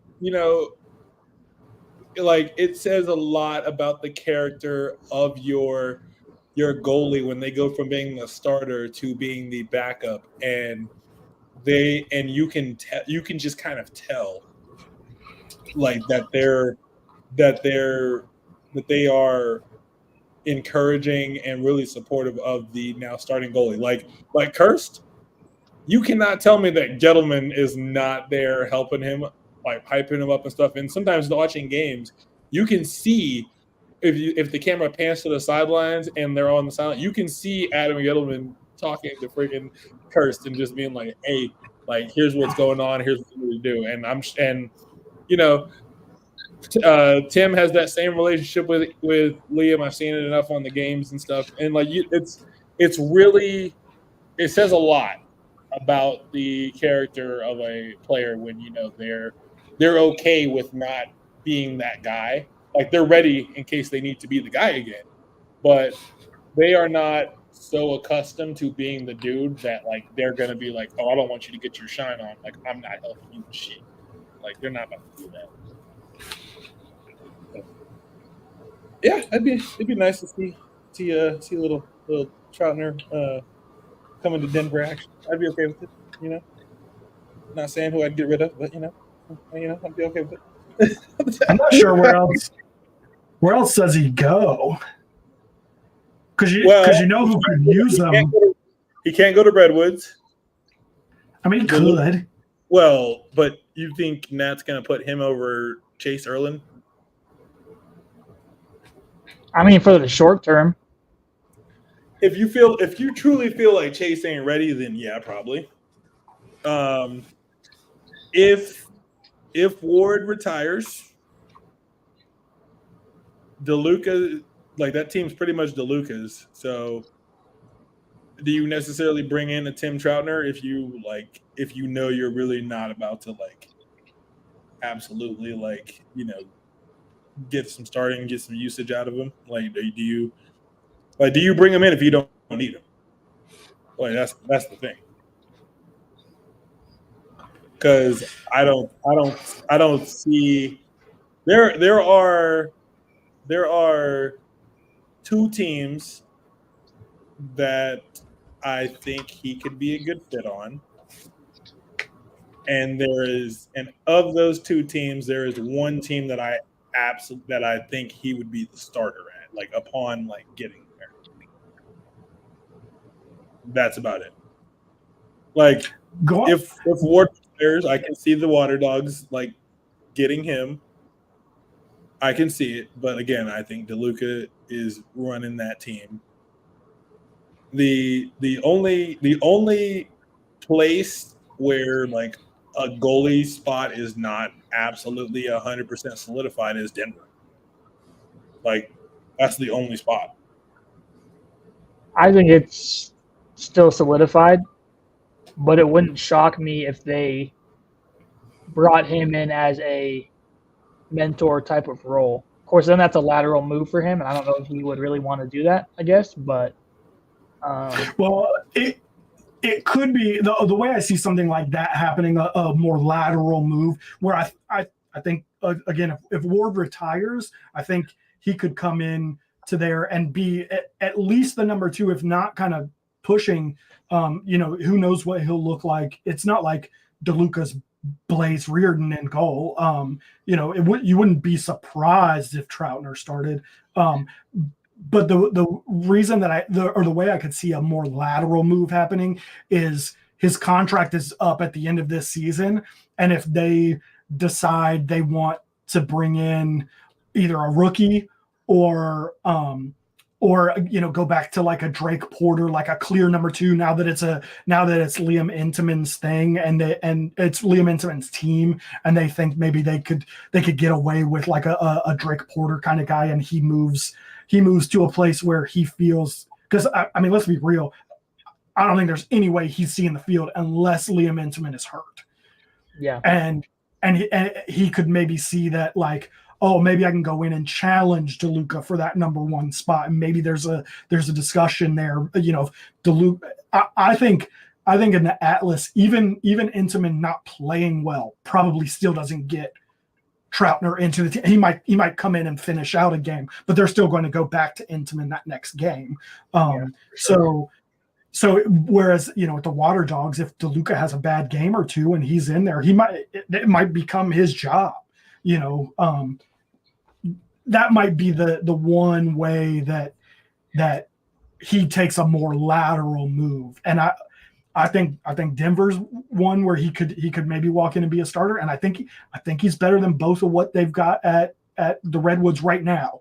Jack Kelly should be that guy, but for whatever reason, he didn't have it this year. And if it's looking similar next year, he could be that guy. Chase Irwin at 38%. Like I said, I can see Kelly and Ward stepping away after this year. I can see it. I wouldn't be. I can see Gittleman, Ward, and Kelly all hanging it up. I don't know that he takes Kerr's spot, but he could do that, the same sort of thing, and be that number 2 behind him if that's what he wants to. I think there might be positions where he gets a better chance of getting on the field, but you're right. If Gettleman's gone, he could go to Boston. Well, I just can't imagine like Utah, Boston, Maryland, Carolina are 4 spots where. And New York, those are the teams where I don't think you're touching the field unless some extreme circumstance happen. I don't think you're touching the field. Yeah, no, I'd agree with you. I think Philly, Denver, and California are the 3 spots where he has a real chance to make the field. It may not happen. He was in Cali, right? He was with the Redwoods previously. He was with the Redwoods. He already so like I could see the appeal if the Redwoods reach out to him. I could see if Kelly does retire or does leave, I can see the appeal on Nat St. Laurent's end because it's like, hey, I have a player who already knows me, knows my coaching style, knows what I expect, knows my play style. All I got to do is and like you can easily, as the Redwoods, bring him in and be like, hey, either like the situation is either, hey, we need you to like steer the ship until this guy's ready to go. Or, hey, this guy's our guy. You are here to help keep him ready. And if anything happens, like bearing injury or he's just not getting it, you need to be ready to go. That's what I think he walks into if he's in Cali. And I don't know. The only caveat there is I don't know what that relationship looks like. Like, is that bridge burned and that's why he ended up in New York, or was it just one of those things where they were like, "Yo, Kelly's going to be our dude," and he said, "All right, I'm going to go find a spot where maybe I can become a starter," or I don't know what that looks like. So that would be probably the one caveat there. If I'm him, I just stay with New York and just hopefully get a chip. Wow. What if he gets it this year though? Yeah. That's a fair question. I don't know. but if he's gonna make a for sure lateral move or even just hey, maybe I get a chance type of deal, I think he stays just because he's already there. Especially if they're looking at him like, hey, we don't want to let him go and have him go pop off somewhere, it might be smart for them as well because he has experience. He can help Liam even more than he already has this year. But it'll be interesting to see, especially with, I know they were talking about Dylan Ward specifically on a broadcast not too long ago about possibly stepping away. So we'll see what happens with all of it. But it is crazy that he was an all-star this year and lost his spot. Yeah. At the same time. And he wasn't even playing poorly. But it is what it is. So, as we start to wrap up, gentlemen, one final question for you. If you position doesn't matter, but if you could go play for any coach in the PLL who would you pick and why?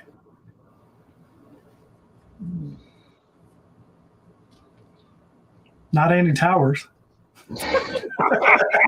Yeah. I'm not going to Andy. That's crazy. Oh, that's funny.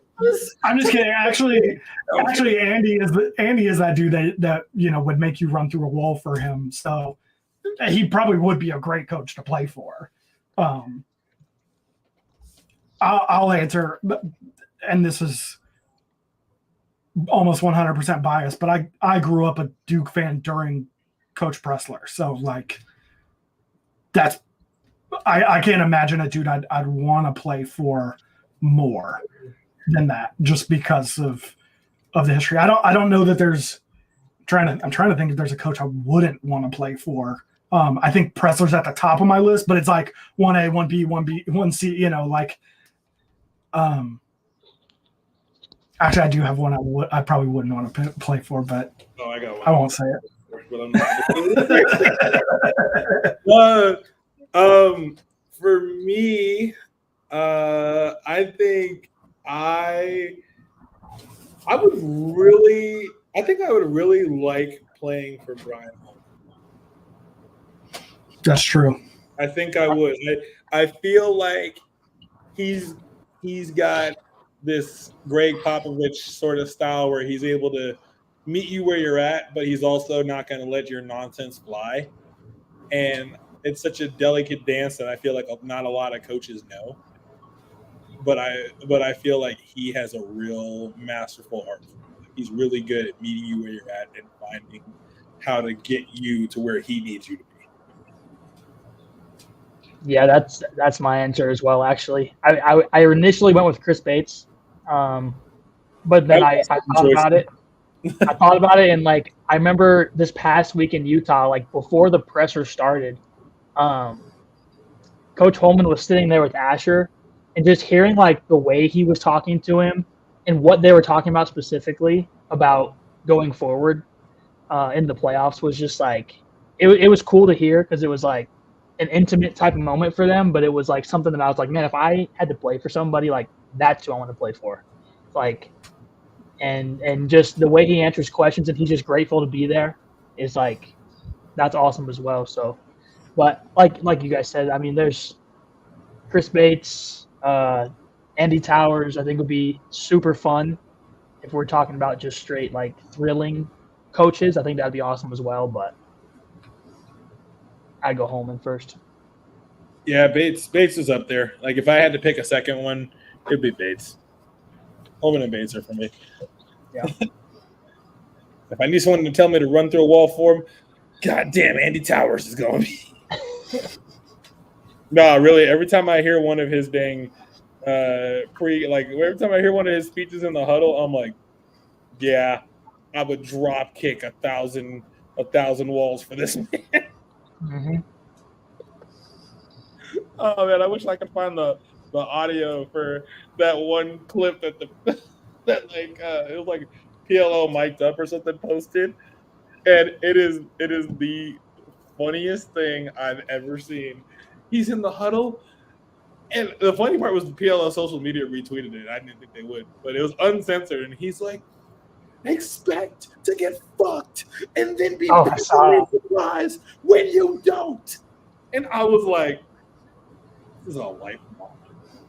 I'm keeping this. Yeah, he's one of a kind for sure. Oh man. All right, so we will definitely be running this back when right around the time for good old NCAA semifinals, because we love doing these ones for the semifinals. Those ones are also 5 hours long, so we watch both games. So,